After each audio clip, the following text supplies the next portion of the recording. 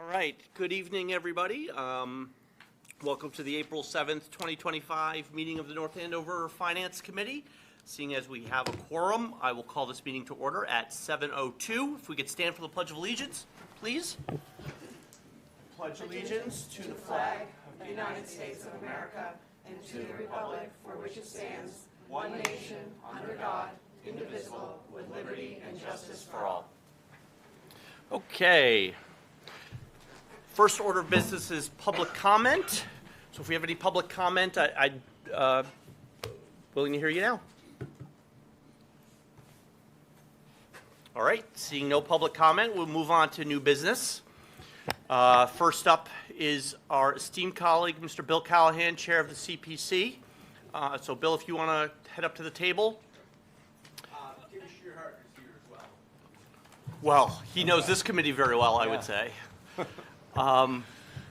So just to be open and transparent, it's not my plan to vote on a recommendation tonight. We're going to save that for our next meeting. So, but we'd love for you to walk us through all this, Bill. I'm sure that we will have questions, and I'll leave it over to you. Okay, great. I figured I would just start with like 2 minutes on an overview of CPA as a whole, just for a level set for everybody who's watching. So, Community Preservation Act in North Andover was opted in. We were one of the first communities in the state to opt in 2001, and it's funded through a surtax of 3% on property taxes. In North Andover, there are 2 exemptions. The first $100,000 of your house's value is not included, and low-income, elderly, and disabled folks can apply for a waiver through the Board of Assessors. Historically, it's funded $47 million worth of projects over that time, pretty well divided among the 3 or 4 categories: open space and recreation, historic preservation, and affordable housing. And each year we have to dedicate at least 3% of the funds to each category or project, even if we can't spend it. So, for example, if we're getting $3 million in funding, we have to set aside $300,000 for each category, even if we have projects or not. And the final thing I always like to say, and I didn't exactly know this, for several years, even though I was observing the committee, is we do not propose projects. It's people come to us with projects, nonprofits, the town, lots of other people come to us with projects. So we simply vet and recommend, and try to do the best we can for the taxpayers of North Andover. I think I originally came on to CPC with you, Bill, and I think you and I both had that realization at the first meeting. We were Right. like, wait a minute, we don't do these? So, yeah. And when I look at this year, and I'll forward this on, I'm a little behind in sort of preparing for town meeting, but I will have it done in time, Madam Town Manager. I will have my report written up over the weekend. We have about $18 million in our fund right now. Of that $18 million, about 11 is encumbered, meaning it's dedicated towards a project. The biggest one being the Fields project, which is $5.6 million, sort of outstanding. There's a couple others that are, still coming through, some that will come through. And so we consider those like we can't spend that money twice, right? So we have 18 million, we have undesignated, actually it's about 10 million. So we have about $8 million undesignated, so that's sort of our savings account. In the FY26, we project to take in about $3.3 million. That includes the state trust fund match. That's something I didn't talk about. The state kicks in and matches a certain portion of the CPA funds. It's a lower percentage now than it was when we first started because there's been so many more communities have taken up the CPA that our percentage funding match is lower. But we've done really well over the years. When I talk about that 47 million, I'll put that in the report to be sure. We've gotten a lot of state funding, probably like 30% on average over that time. So, it's beneficial. So when we look at the year, we have about $11.7 million kind of available. And that's kind of where I picks up with the report that I sent over and the recommendations. for the year. So essentially, we recommended funding for about $4.5 million in projects this year, which is a little bit more than our sort of income over the course of the year. And I'll explain a little bit why we agreed to that amount this year, given some different things. So and when it breaks out into categories, it's about $1.2 million on open space, about $2.1 million on historic preservation, $800,000 on recreation, $300,000 for affordable housing, and $50,000 for administrative, which we never really spend. Those are our only real operating expenses. Like if we needed to get an appraisal done, or the town needed to get an appraisal done during the year because a piece of property came up, we'd have funds available so that we could go out and quickly do that. We wouldn't have to wait for an appropriation at town meeting, as you know all too well. So we have to be able to act quickly, so it's good for, and we did that this year actually for appraisal, so it's handy to have that around. And any money we don't use in that administrative fund goes right back. So any questions on the categories? No. Okay. When we look at the projects for the year, I'll go through and I'll talk about the easiest one first. 470 Johnson Street. That's an open space project. That's the formerly known as Calzetta Farm property, which the owners have been working very hard. Rick Green and Terry Holland and the Fields Committee have been working very hard with them. And the appraisal is coming in, and everything looks pretty good for about $1.2 million. And the idea would be to preserve that as open space and/or recreation. It's not entirely, built out in terms of the plan, but the first thing is just to make sure the land doesn't, slip out of the town's hands. So the town put that forward, so we're very happy about that. And Bill, either way, you have it categorized as open space, but even if it were to be, if that moves to recreation in the future during the planning, does that mess with your percentages? No, it doesn't. Okay, good. No. Yeah, it's the same. Like basically, at first it was open space, the category, and then the state changed it to allow more like recreation uses, Okay. which kind of leads nicely into the next things we're doing. So the biggest one is tennis courts up at the high school. If any of you have been up there, like the walkway and the path in is actually completely collapsed from recent rain, and the courts are in really bad shape to the point where it almost can't compete. The high school can't compete on them anymore. When we look at this, we also we spent a lot of time thinking about the public benefit here, and we had lots of productive conversations with Steve Nugent in the school department, and talking about like the school use is actually fairly limited, in terms of the hours and just percentage of daylight hours that they're being used. And it's a great benefit to the community to have tennis courts that are available for, essentially, I think for no cost, year round. And they are going to install some pickleball stuff there as well. So I think that's a great project and will be great public benefit. The other one, the Windrush Farm Trails. We have a conservation restriction from previous projects out in Windrush Farm. And there have been some issues over the past year with hunting and the trails.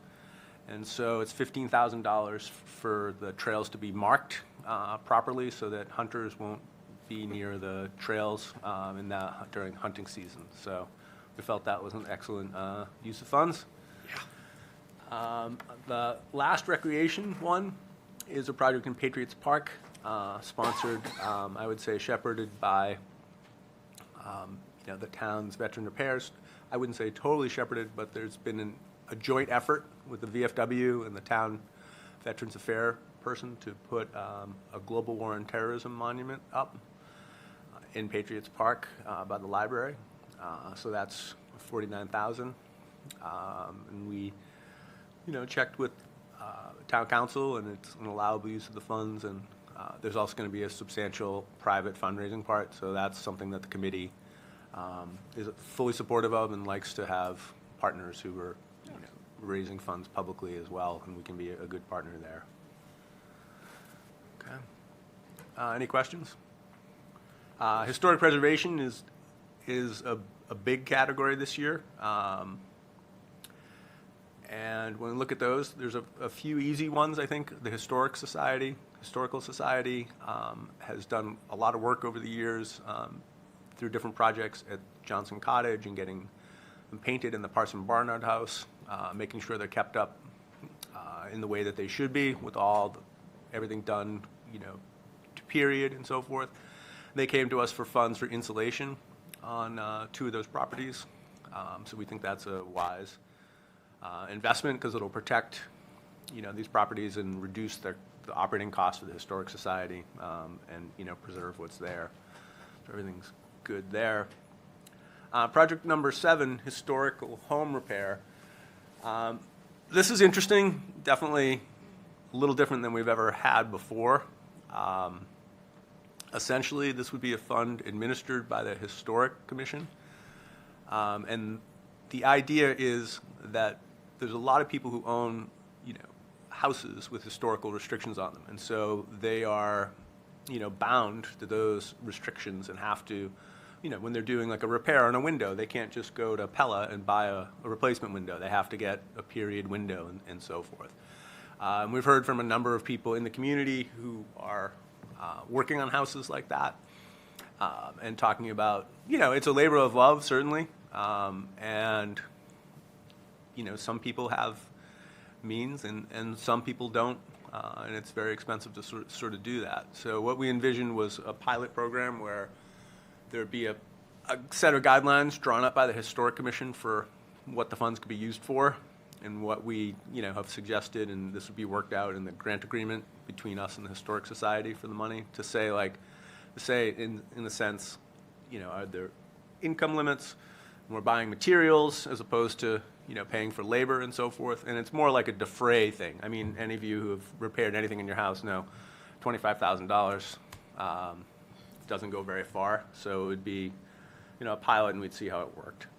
And we did study and look across the state for different examples. And both Springfield and Cambridge have similar programs that have been running for a number of years.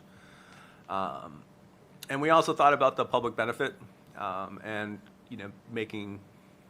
making this accessible to the public, both from like a sightline perspective, is one, and that's we usually spend money on exteriors of buildings. I mean, that's where the majority of the expense is.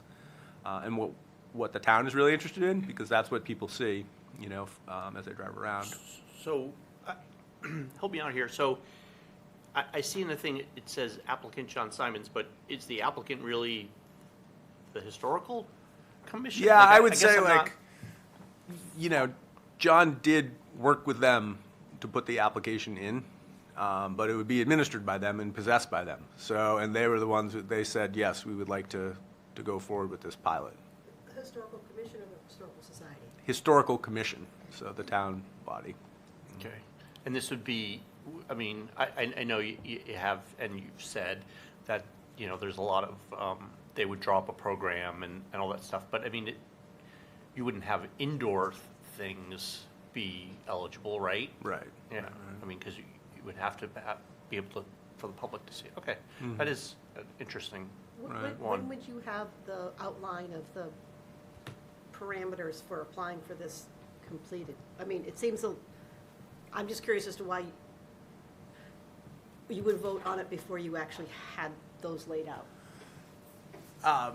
Because essentially we'd work through a grant agreement, which we do. So when we vote to fund some things, And then there's you- also like a process where they have to sign a grant agreement to take things. So that would be part of that process there. So Okay.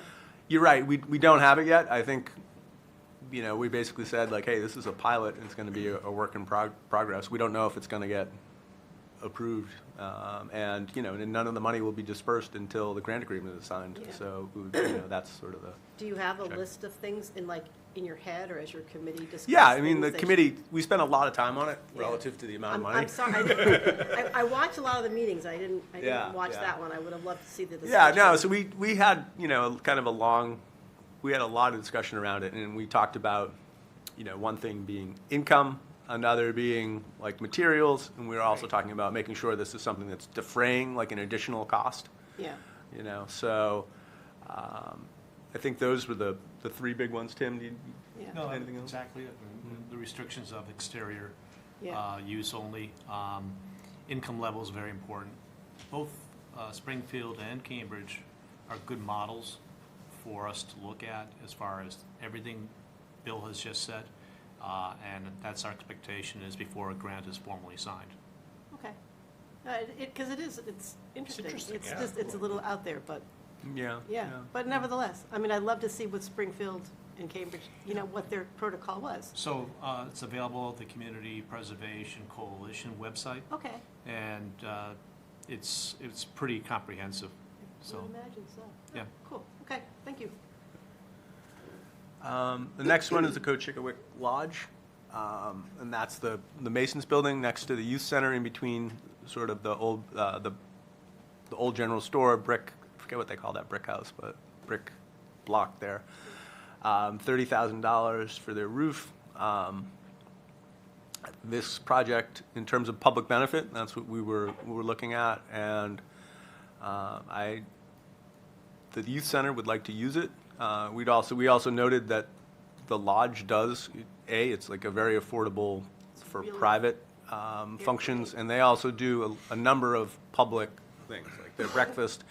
They host bloodmobiles every few weeks, and they agreed to let the youth center use the lodge 2 days a week, basically for programs in the afternoon, kind of when they're not doing anything, which we had a meeting with Rick Gorman and the leaders of the Masonic Lodge, and they're very amenable to that. So I think it's sort of a win-win, because it's adjacent and the folks could walk right across. And we also talked about making sure the building inspector, kind of certified the space as, fine. I mean, we don't know that it isn't, but of course you just want to make sure that the children who would be attending programs there would be safe and so forth. So, and they were very good, and even it would even cost them a little bit because there'd be more cleaning involved and so Yeah. forth. So I think there's definitely a strong public benefit with that one. Project number 9, the Ridgewood Cemetery Atkins Gate. This is the gate on Marble Ridge, on the side entrance to the cemetery, which is really the main entrance.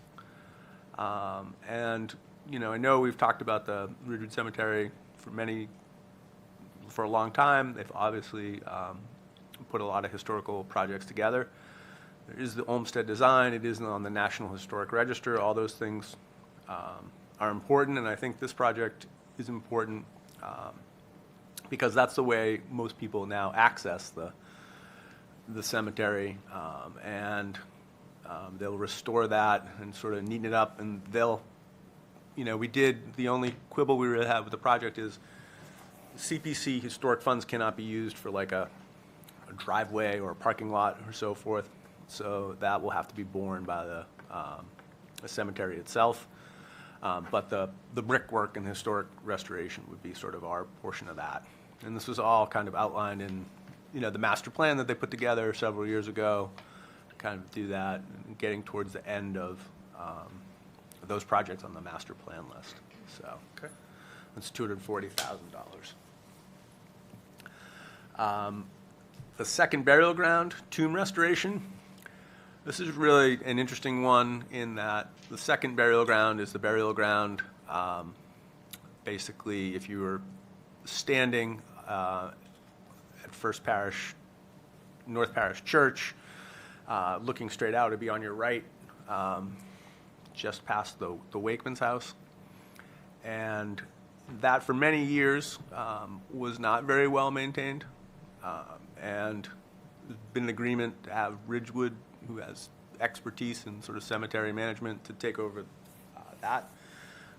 We funded them before for some projects, and as they did that, they uncovered and restored a number of gravestones, historically significant and so forth.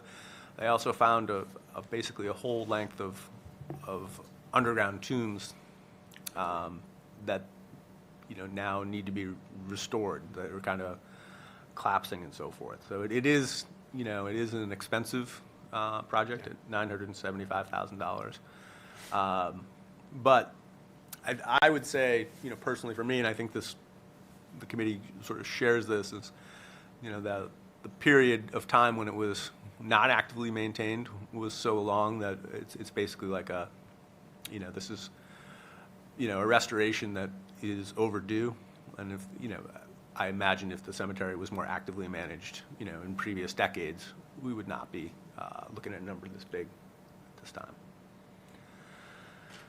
time. Historic Master Plan Implementation Part 1. So the Historic Commission has been working on the master plan for the town. And as it's in final draft form, it's not in final form, but it's in final draft form.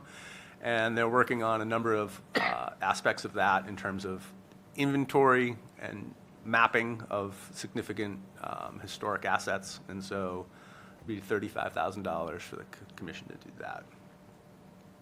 The 12th project is the Stevens Estate Stables. And, there's huge public benefit. We've shored it up. This will be sort of the last, I think, exterior portion of it. This will make sure that they could start to do some work on the interior and get it repaired, but it's basically shoring it up, waterproofing it, making sure the siding and all those things are windows, and there's a lack of penetration and so forth of the elements, which have been a problem and which has, probably led to some of the expenses in previous years. And, as it gets closer and closer, there's a lot of, between the Audubon Society and the high school cross-country team and the youth center, there'll be a lot of programs running out of that building in future years. So we approved that in the amount of $450,000. And then on the affordable housing front, our only applicant was the Affordable Housing Trust, the town volunteer board. They have two projects. One is the Affordable Housing Trust Home Repair Fund. This is run in partnership with Habitat for Humanity, and it allows residents of limited means to apply for renovations and so forth, geared towards low-income families or residents, especially in terms of aging in place and so forth. If someone needed to spend 20 or 30, you can imagine if someone needed to come up with $20,000 or $30,000 to put in a ramp or make a bathroom accessible for somebody with limited mobility, that's the sort of project they would do. Obviously, Habitat for Humanity has lots of experience in that, and they have a whole project, and they have an agreement, and so we're happy to be able to come in there. And then $200,000 is Sorry, for... I have a question on that. Yeah. That seems like a really awesome project, and I'm just curious why we wouldn't put more money. Like, how did they decide on that amount of money? So actually, funny you should ask. Well, they came and they asked for $200,000 for the Fountain Drive acquisition, and then I said, like, well, we're coming in around $300,000. So, what else do you have? If we have to give 10%, so they said, like, well, why don't we do $100,000? To hit the kind of 10% funding minimum. So like, well, why don't we do this? So it has just started. So certainly it's promising, but that, that's what they asked for this time around, and they certainly could have asked for more. And I think, maybe in future years we'll have that. I can imagine that getting, I mean, I have elderly parents who are looking at home ramps and things like that. I mean, that's Right. and they do I'm sure going to be a really great offering. Maybe this is a material, sorry if I didn't remember it, but I guess there'll be an application process that the Affordable Housing Trust will administer to. Exactly, right. I mean, I would love to just hear how many applicants they get and what the success rate of that is. I'm sure you'll tell us next year, but that would be great to know. No, and they do have other funds, because they are affordable housing trusts can take funds that are not always designated towards a particular project, so. So, even like during COVID, there was even some rental assistance and so forth that's, permissible under the Act. And then the last one, the Fountain Drive acquisition. So Fountain Drive is the affordable housing complex right by Hafner's, sort of on 125. And they're talking about adding more units there. I think over 10. And they're going to work with a partner on that, and they needed some funds to make that happen in terms of studies and so forth to ease the way for that to happen. So this year, so what we understand is this year will, is sort of this seed money to get the project off the ground, and then next year would be a significant application, which would be great for affordable housing. Yeah, there. that's great. I'm happy to see that. I recall, and now this is going back a few years, but when I was on the CPC, did we not fund a master plan? We did, and that was. I'm just curious. I think this is by far a worthwhile plan. This is just my own curiosity now. Does this project fit within that master plan, or are we way past that master plan? I mean, No, it was kind of interesting because that master plan, like basically the people who did that master plan said Fountain Drive's a relatively low density. Right. In terms of, if you look at it, single story, Yep. single unit, and they identified it and said like, one of their proposals was to basically just start over.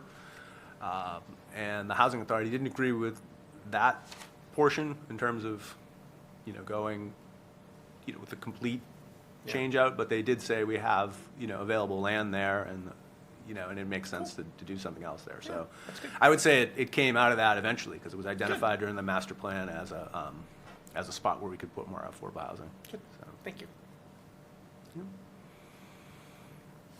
any other questions? I have a question. The tomb restoration, 975,000. It just seems like so much money. Like, what is that exactly? Like, how many tombs and what do they do? That's a good question. And, essentially it's pretty amazing. Like I've seen the pictures and I kind of if you drive by, you can see blue tarps covering them now. But it's kind of like basically it looks like a mound, right? Like, and there are some slabs on the mound, but there are, I can send the committee the application. There are lots of pictures of like the tombs themselves, and it's basically like bricked in, So a little Tombs, little bit yeah. that I know, because I've walked back there a few times myself, Yeah. actually walked and saw it. There's like 6 beehive type of tombs that initially you think that might be an earth berm that was there before, but when you start uncovering, not only do you uncover, you see, oh my, wow, what's here? Bricks are starting to fall in. It is starting to collapse. There's water damage. So there's a lot of restoration to protect just the exterior, plus also the hardware, the doors and the whatnot. And that's 6 on the front. I think there's like up to 4 on the side if you're looking straight from Academy Road at that site.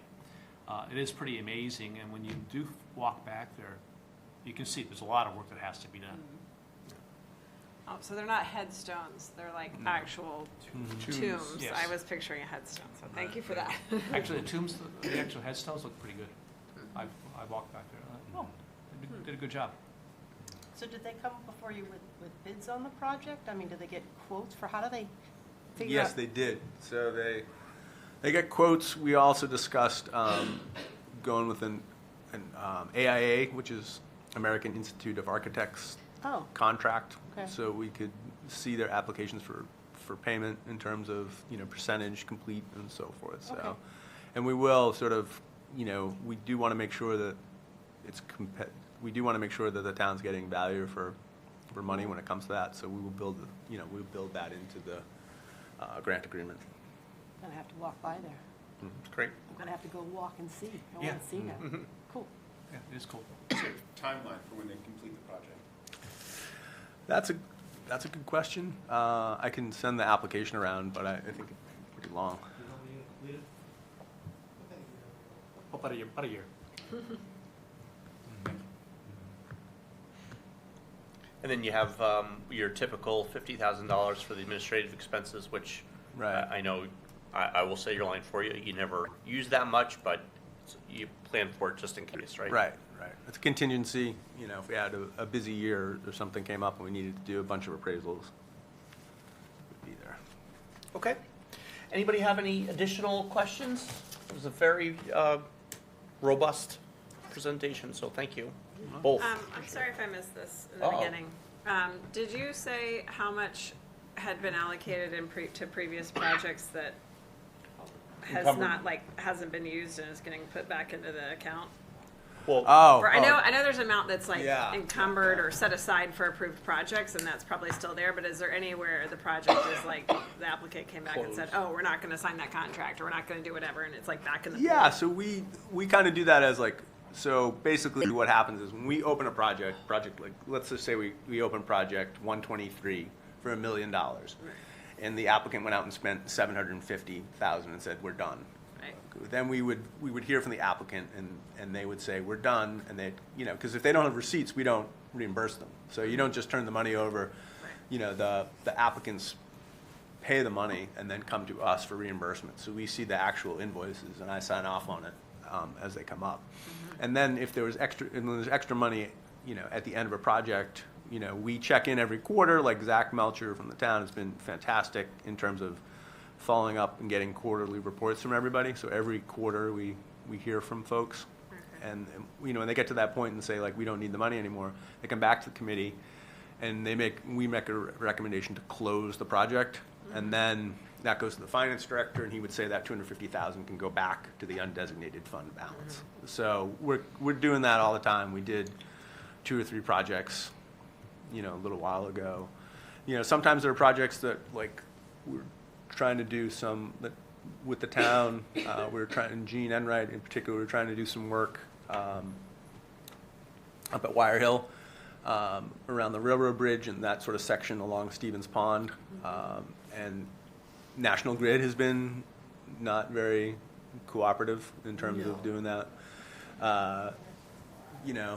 And it's really dragged on for a long time. And so, like, we heard about that last week, and we're going to see, if there's any way the town can prevail upon National Grid to, like, press the button or sign the form that needs to get signed. We can do that. So that's an example of, sometimes projects do, happen like that, where it drags on for a few years. But we are trying to be, hygienic, because there were a lot of, when I started and Denneman started, there were a lot of projects that were still theoretically open, and sometimes you would hear, like, the person who did the project. I mean, a lot, when we deal with, we don't have a very sophisticated, I don't want to say it like in a bad way, but a lot of the people who apply for these projects do so sort of off the side of their desk. Like, it's a nonprofit, it's a particular person with a particular interest, and sometimes, it just fades away. Like, they don't get it.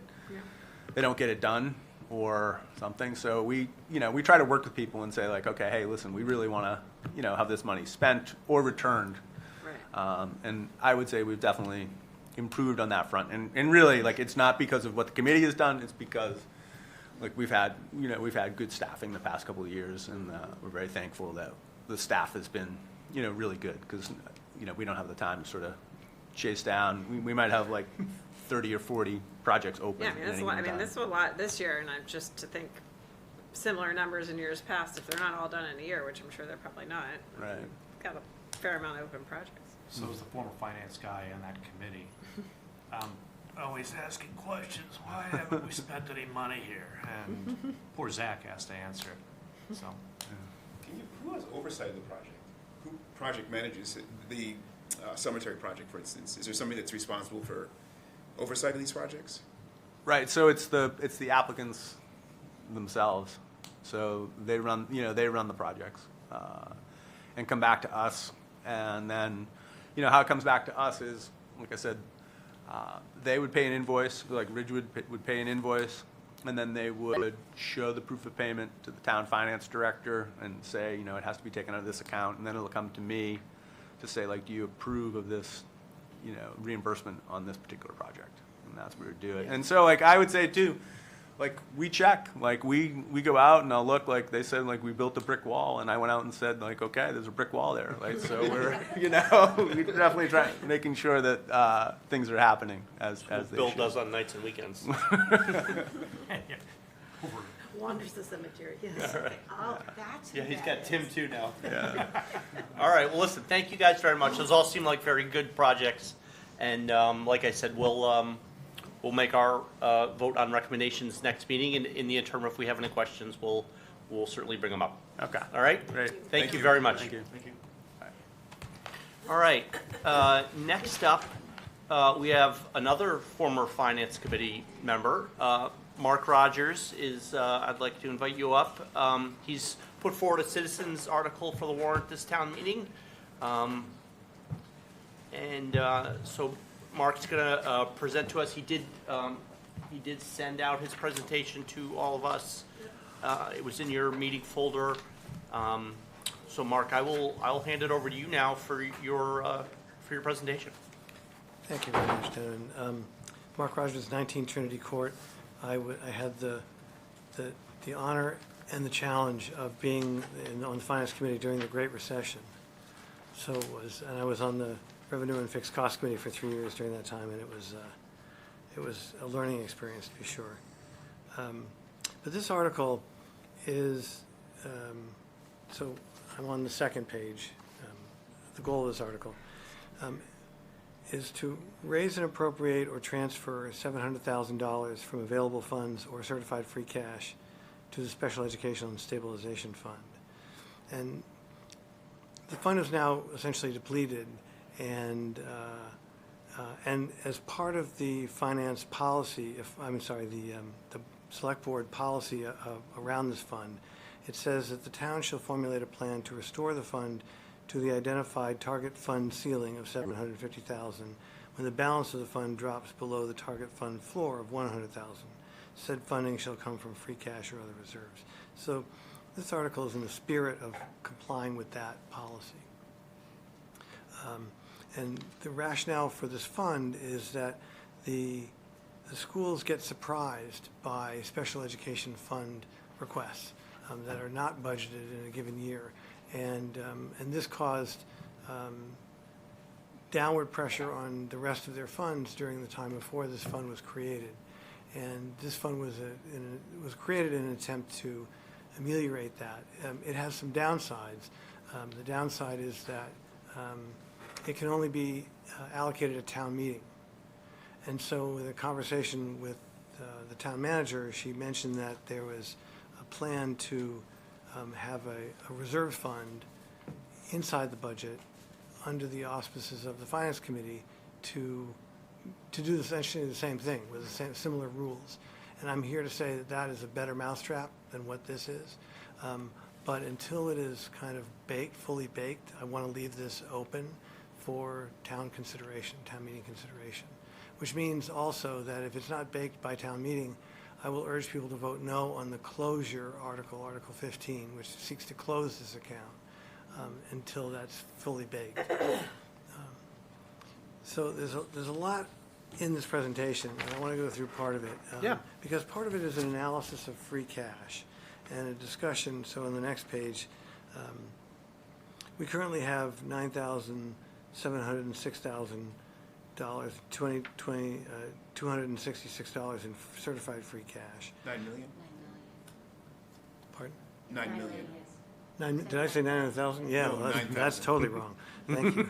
Thank you for correcting that. That's all right. By the way, when I was in your position, I have a problem reading numbers, and so I wrote them by hand. You Okay. know how many numbers you're going to read at town meeting? Remember that? Wrote Oh, my all the gosh. words out because Anyway, it's just one of my deficits. But thank you for that.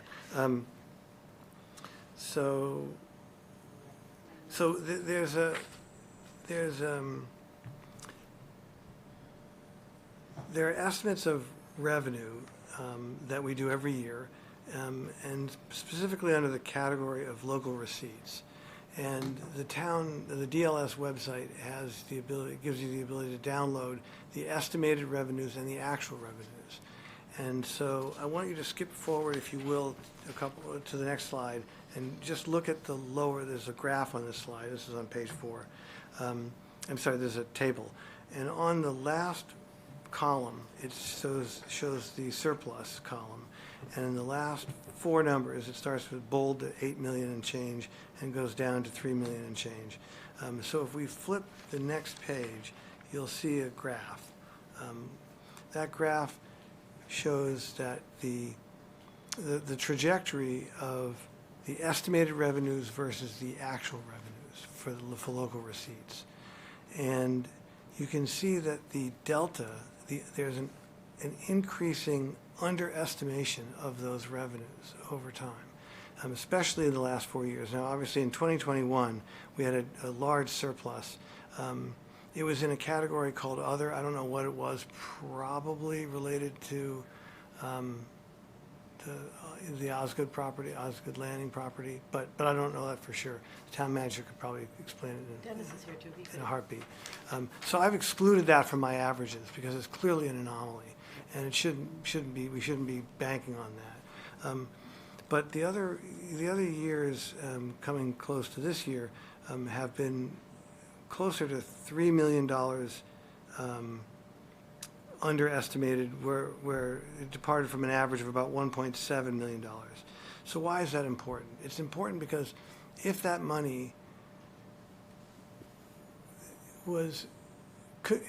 could be used inside the budget. And then therefore, labor and other services could be provided inside the budget as opposed to it falling to free cash every year. And there's an important piece to that puzzle because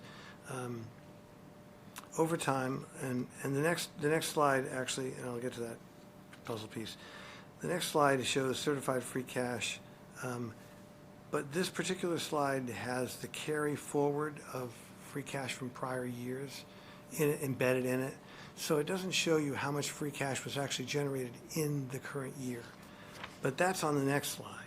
On the next slide, the graph shows 3 layers, and if you print it in color, hopefully you print it in color, the red is the bottom bar, which shows the 5%, the money sent to free cash, or that fell to free cash, that falls within 5% of that year's budget, which is the minimum that the state recommends for free cash. The green area above that is the amount that fell to free cash that's between 5 and 7%, which is the kind of range that the state puts out for us to shoot for. The part above that is excess free cash in beyond the state recommended amount. And what I've done, because the data wasn't there for the full range, what I've done is for the last 4 years, from 2021 to 2024, I've pulled out the unspent free cash that was from the prior year. So I just removed that because I wanted to focus on what was generated in that year. And you can still see that our free cash continues to climb, except maybe in the slight decline in the last year. So on the next slide, there's a table. And it's a bit of an eye chart, but it shows on the bold lines, if you'd focus, that's the excess local receipts. The middle line is the unencumbered or unexpended appropriations, and the final one is the free cash not appropriated, so that's the carry forward line. The excess local receipts you saw on the chart, the unencumbered or unexpended appropriations fall to around 1.5 million, which has been about the amount in the Finance Committee reserve, heuristically. It comes from other places within the budget, but that's probably a large source. And even though the fund was used in its entirety in 2024 and maybe partially used in 2025, we still have a fair amount. So what I did on the final column is to just kind of illustrate the conservative nature of our estimates. That last column shows the most pessimistic number from the previous 4 years. So grab the worst number in that column and move it to the end. And even with that, it still shows an estimated free cash of $5 million. So we have conservative revenue estimates, which I think in a time of layoffs, some of that money can be returned to the general fund. And it would be repeating, I think, and we would be confident that it would be repeating. On the next page, it shows the town government reserves. This is the amount of money that we've saved in stabilization fund, capital stabilization fund, special education stabilization fund, free cash, and the OPEB trust. And you may have a slight typo on yours. It may spell OPEB incorrectly, but in any event, those funds earn interest, and that interest is then plowed back into our general fund. So the question is it being appropriately estimated. And it's being very conservatively estimated. For example, if you take a look at the amount that we've budgeted for 2024, it's $625,000 for that revenue item. And yet, we had over $2 million in interest that year. So $1.4 million fell to free cash that year. That could have been used inside the budget. Now, there's a lot of nuance to this, right? Because interest rates change. Our balance in these accounts change. So looking at these conservatively makes complete sense. But it's a question of how conservatively do we want to look. If it looks like, I ran some numbers just estimating how much these revenue funds would have earned at different interest rates. And at $2 million, that would be approximately a 6% interest rate. So there may be other funds that I don't see in this analysis that I don't have access to in this, but it's strictly from the DLS website. So even at 2%, that would be $635,000. So no one wants to be here saying interest rates are going to go here and inflation is going to be here. But we have room to reinvest some of those funds into the core budget, I think. And why is that important? Because there's something else I would like to do at town meeting. I would like to make a motion at town meeting to increase the school's line item budget by $1 million. And I think people could rightfully be concerned about that, raising their taxes. But in this case, I think there's ample evidence that with this and the interest revenue, as well as the revenue on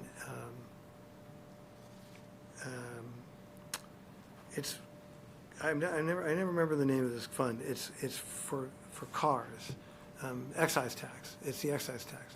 So that's also fairly conservatively estimated as well, and that number repeats. So, do we all think people are going to buy new cars soon? Nope. So that one's got lots of variability in it. The prices of those cars are likely going up, which would increase the rate per sale, but we know economics, and when the price goes up, sometimes the demand goes down. So, I'm sorry, is your motion going to be to increase the revenue projection? No, increase the school line item budget. But but because you're saying you think our revenue projection is too low. Correct. But so you're not going to, But there are multiple ways. wouldn't you also propose to increase the revenue projection so you keep a balanced budget? If that's something that can be done at town meeting, that would be fine, but I'm not sure it is. I'm not sure that can be done at town I meeting. don't think you can. I think Well, I that's- don't either, but that's my point. I think that's baked. So there are other ways to fund it. You can use up more of the levy limit as well. I mean, there's just multiple ways to fund it, but. Anyway. All right, well, let's, So there's two things that I'm talking about here, and I apologize no, for I- that. yeah, no, Yeah. that's fair. I mean, I think, I'd like to try, to the extent we can, I'd like to try and focus on the article. Yeah. Yeah. What can I answer for you? So are there two articles that you're proposing No, then? no, one's a motion that I intend to make, but the other one is an article. Oh. The article is the one that we're discussing that's on your agenda. That's creating this. that's the free cash stabilization fund And increase, then the right. other one would be a motion from the floor to add $1 million to the school That's budget. right. Okay, I don't have any questions. I think you've articulated the article very, very well. I do appreciate you saying, or your stance that the plan that the town manager's outlined is a good one that you'd be supportive of if we can put the meat to it and have it fully fleshed out. And I think it renders this article superfluous. Okay. Okay. Where did you come up with the 700,000?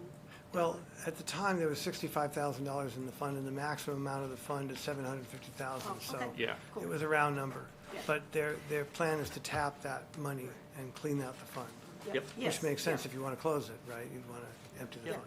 Okay. No, I appreciate it. This has been incredibly well-detailed and thought out, so thank you, Mark. Yeah, it's a great analysis. Yeah, I don't have any questions. No, I understand. I'm sorry, so the proposal from the town manager would be to essentially do many elements of what you're proposing, which is build the fund back up to 750,000, as it used to be at one time. I think my understanding of it is that a reserve fund inside the budget, not from free cash, not a stabilization fund. Just another line would be item on the created- budget. Would be another line item on the budget, and it would have rules and regulations about how the money could be withdrawn.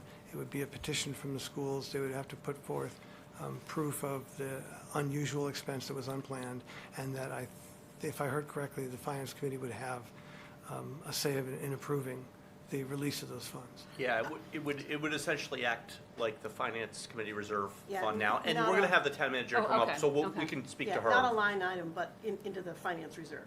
And Yeah. then, Well, yes. let's Okay, wait for the- We'll wait for Yeah. her. But the key difference being the stabilization fund, you have to vote on at town meeting, the release of those funds versus That's, Versus a reserve before. fund, The we reserve can- fund is much more flexibility. Yeah. that's right. Yeah. And it could be more timely, right? It could be Right. released during Yeah. the year as opposed to waiting Right. with the nail-biting So going in the red. days at the end of town meeting. Yeah. Yeah. No, Mark, this is great, so thank you very, very much, I Very appreciate it. Thank you for having me. Yep. Thank you. And I don't know if I said this, but we'll vote on our recommendation of this next, I caught that. at our next, okay. Thank you very much. Yep, no problem. Yeah, I have to read this more. All right, moving on, I think our next is discussion on the financial articles with our town manager and town finance director. Thank you. So we do have, if my count is correct, 21 financial articles? It's a lot this year. Yeah. More than usual. So what There's only I'd like. 28 articles, Mr. Yeah. Chair, so I mean, they're pretty much all financial. That's true. So what I'd like to do is sort of go through them in order, if that's okay? Which it looks like you have the same thought. Yes. So that's Okay. perfect. Okay, go ahead. Thank you. So we did this last year too, and I think it's the easiest way to do it, but feel free to stop me with any questions on any of them. Okay, so the first one is contracts. We have an article every year that allows the town manager and the school superintendent to authorize contracts over 3 years. And if it's over 3 years, we do have to get select board or school committee approval. Yep. No, any questions? No. Okay. Article 5 is prior year bills. I am going to ask you to wait to report until town meeting. It's likely we don't have any. I think they would have popped up by now. But we like to leave it on just in case. The way the budget works is that if we have a budget that's from fiscal year '24, we can't pay it without a 4/5 vote of town meeting. Article 6 is salaries of electeds. This is a standard article we have every single year. These items have not changed at all for as long as I've been here. Article 7 is the capital improvement plan, which you already voted to recommend. Article 8 is the water department capital improvement plan. So we pulled out these items because we are going to do debt for those. That debt will be paid by the enterprise fund, so they will have no effect on a tax bill. It would most likely will end up using our retained earnings to pay for the debt, but we won't take the debt until further into the next year, so we don't need to make that decision quite yet. It is a 2/3 vote. It's approximately, if we do it at a 4% interest rate for 20 years, about $160,000 a year. The first project that would be within this would be the $1 million for the demolition of 400 Great Pond Road. As you know, we purchased 400 Great Pond Road 2 years ago in order to protect our water supply. There was a wonderful 400 Great Pond Road committee that did a lot of due diligence. I think they met weekly for almost a year and made a recommendation to move forward with the demolition. It is a very expensive demolition because the house is in the lake, and so there is an expectation that there is going to be hazardous materials like lead paint or asbestos, and so we have to take a lot of care to make sure that it's taken down correctly. And then the second portion is $1.2 million for improvements at our water plant. And you heard both of these during the capital improvement plan. I only pulled them out and had you report separately because we were taking debt. And the reason to do that is because the rest of the capital improvement plan, the quantum of vote is a majority. And so this would have made the quantum of vote for the entire capital improvement plan 2/3. And so it made more sense for us to move it over. Article 9 is CPC, which you heard earlier tonight. Yep. Article 10 is our revolving fund. So as you know, back in about 2018, under the Massachusetts Municipal Modernization Act, they required us to start doing our revolving funds as a bylaw amendment every year. Our revolving funds are basically user fees. So the new one we're adding on right now is the EV charging station. So as you know, we rolled out EV charging stations at many of our parking lots. We do charge people to use those for the electricity, and we want to make sure that it's self-sustaining. So this will be a new one this year. Article 11 is the general fund budget, which you already voted on. Article 12 and 13 are our water and sewer enterprise fund budgets, which you already recommended. As you know, those are entirely self-sustainable. We actually haven't seen a rate increase. This will be 12 years, so we are doing a full analysis of the water and sewer enterprise fund rates as part of our capital program. This is just a little, I want to just tuck this in before we start talking about making transfers, because I think it's important for you to know what we have available. So our stabilization fund current balance is $6.5 million.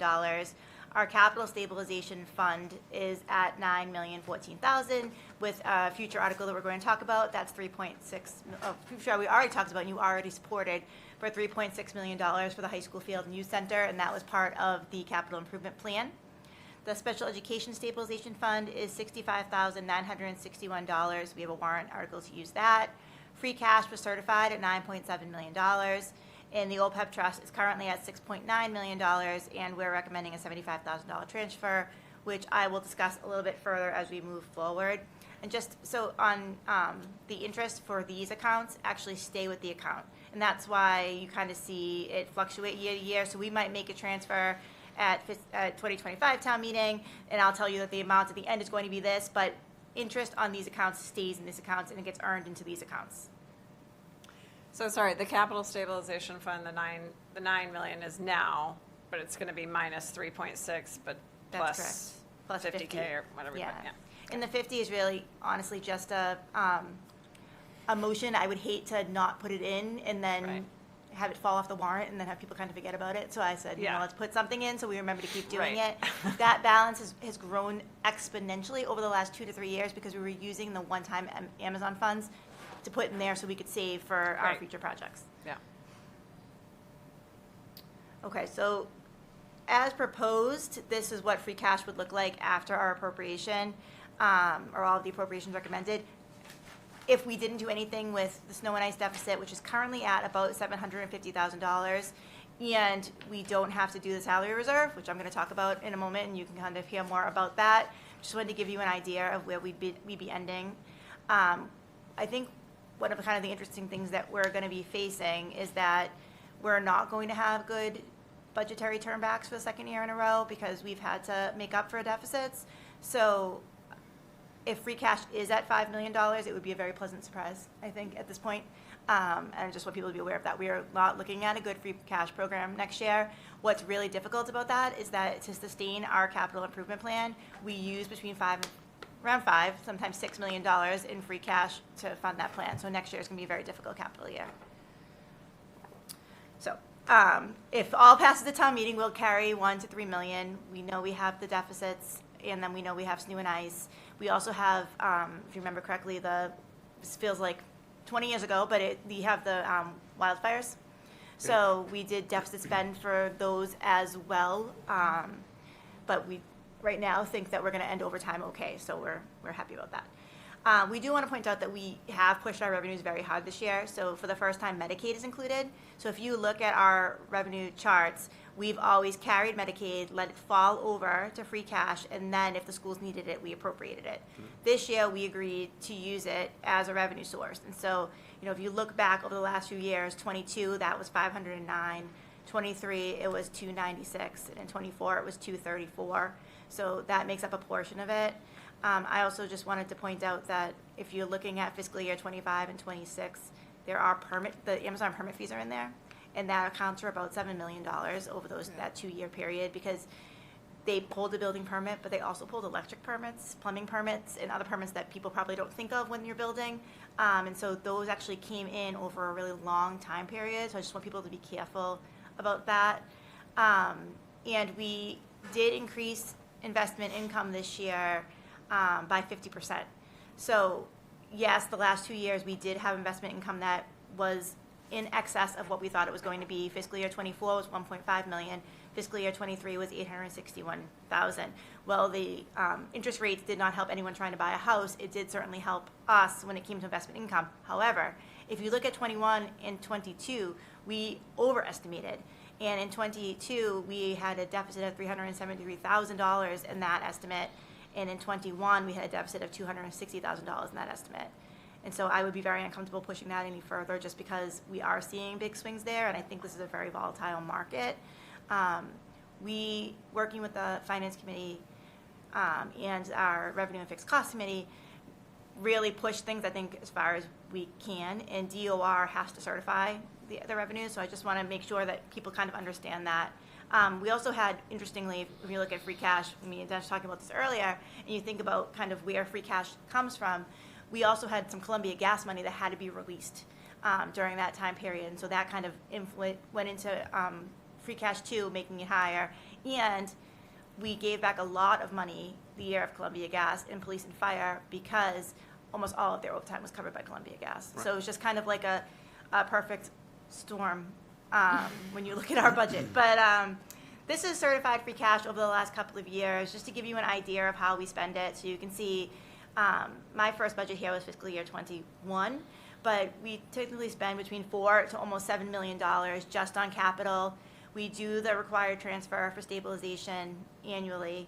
The reason you're seeing the smaller capital stabilization transfers here than what we just talked about is because those were taken from the levy because we had that Amazon capacity.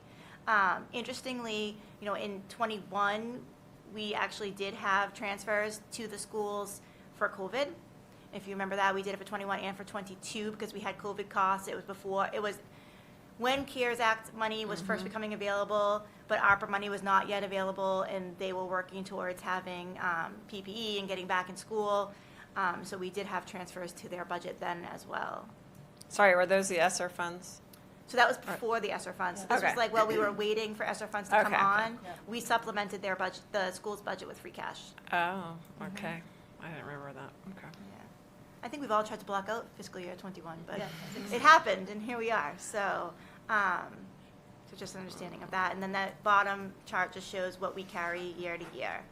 So then Mark's chart interested me, so then I went in with Dennis. Dennis does the work, I just with the ideas, and created this chart. So what this chart basically is showing you is the blue is the budget surplus, our revenues. The red, and correct me if I mess anything up, is the expenditures that we're not spending, so that's what we're giving back.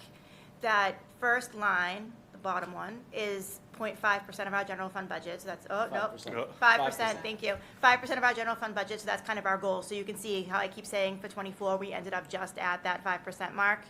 And then the top one is the 7%. So we just wanted to show you, and this is free cash generated, so this does not include anything we carried over year to year that I showed you on the last chart. It's just what we're generating annually. And so the 5% you like to maintain because it helps our bond rating, et cetera? I mean, that is really what is expected from the state. Yeah, Is it's that the correct? recommendation from the state. Okay. It certainly does help our bond rating, but even more importantly, they really want to make sure you have that money if there's an emergency. Right. Right. Okay. So if you're, say if you come in at 3%, I mean, what do you expect back from the state? I mean, do you actually get them saying to you, like, there's a problem here, or do you get how does that work? No, we'd be more likely to see that when we went to bond. Go ahead. Right, yeah, Yeah. and the only other thing I'd say is that we do utilize free cash for essentially all of our capital spending. So, I mean, part of the reason why we budget conservatively is we do need to generate free cash to be able to fund capital. Okay. So it is a regular part of the budget then? I mean, as in, You you're- could, but I think with things being so volatile, it's difficult to pull more things in, right? Oh, yes, So if you push yeah. that investment income too far, something else will have to give, right? Yeah. I hear you. So is another way to say this that the revenue is intentionally understated to shoot for a free cash generation every year? No, it's not. I would not say that it is understated by any means. I think one thing that we have to remember is that we are always going to have free cash generated because we use the state aid number from the year before. So we automatically know that we're going to have free cash because of that, right? And then we know that there's going to be anomalies and things that are not trends within our revenues, right? There's always going to be that. there's a lot of things that we can't control. So like excise tax is a perfect example. If you look at excise tax, we had been putting excise tax estimate at around $1 million back in like the fiscal year 20, fiscal year 21 point, if I remember correctly. We were actually in a deficit on that and it was because of COVID and people were not spending money to buy cars, and if you remember, cars were not available. So we had a deficit in fiscal year 20 of $32,000 in the motor vehicle excise line, and then in fiscal year 21, we had a deficit of $98,650 in the motor vehicle excise. So it was an overestimation. But the primary reason that we budget conservatively is because we don't want to have revenue deficits, because we will have to raise those subsequently. So because a lot of these things do fluctuate greatly, we are intentionally conservative. But I would say that we've done, especially this year, we've made an attempt to put some things like investment income closer to a more accurate number than what it's been the last few years. So, but I wouldn't be comfortable going any farther with any of these. And where I was going with it, speaking about the capital piece, if we were ever going to increase estimates, I would put it to something in a capital within the budget versus something operating, something that's not permanent. And sorry, one more question. The 5 to 7%, I was aware of that, but I thought that was a recommended balance to maintain, but it's actually a recommended amount to generate each year. Is that correct? That's the recommended amount to generate. Not all communities are carrying over free cash like we have been historically. The only reason that really happened was because we had the Amazon permit fees and the Columbia gas money return, so we had this kind of pocket of money. Yeah, and if you look at the chart historically, we're significantly below the 5%.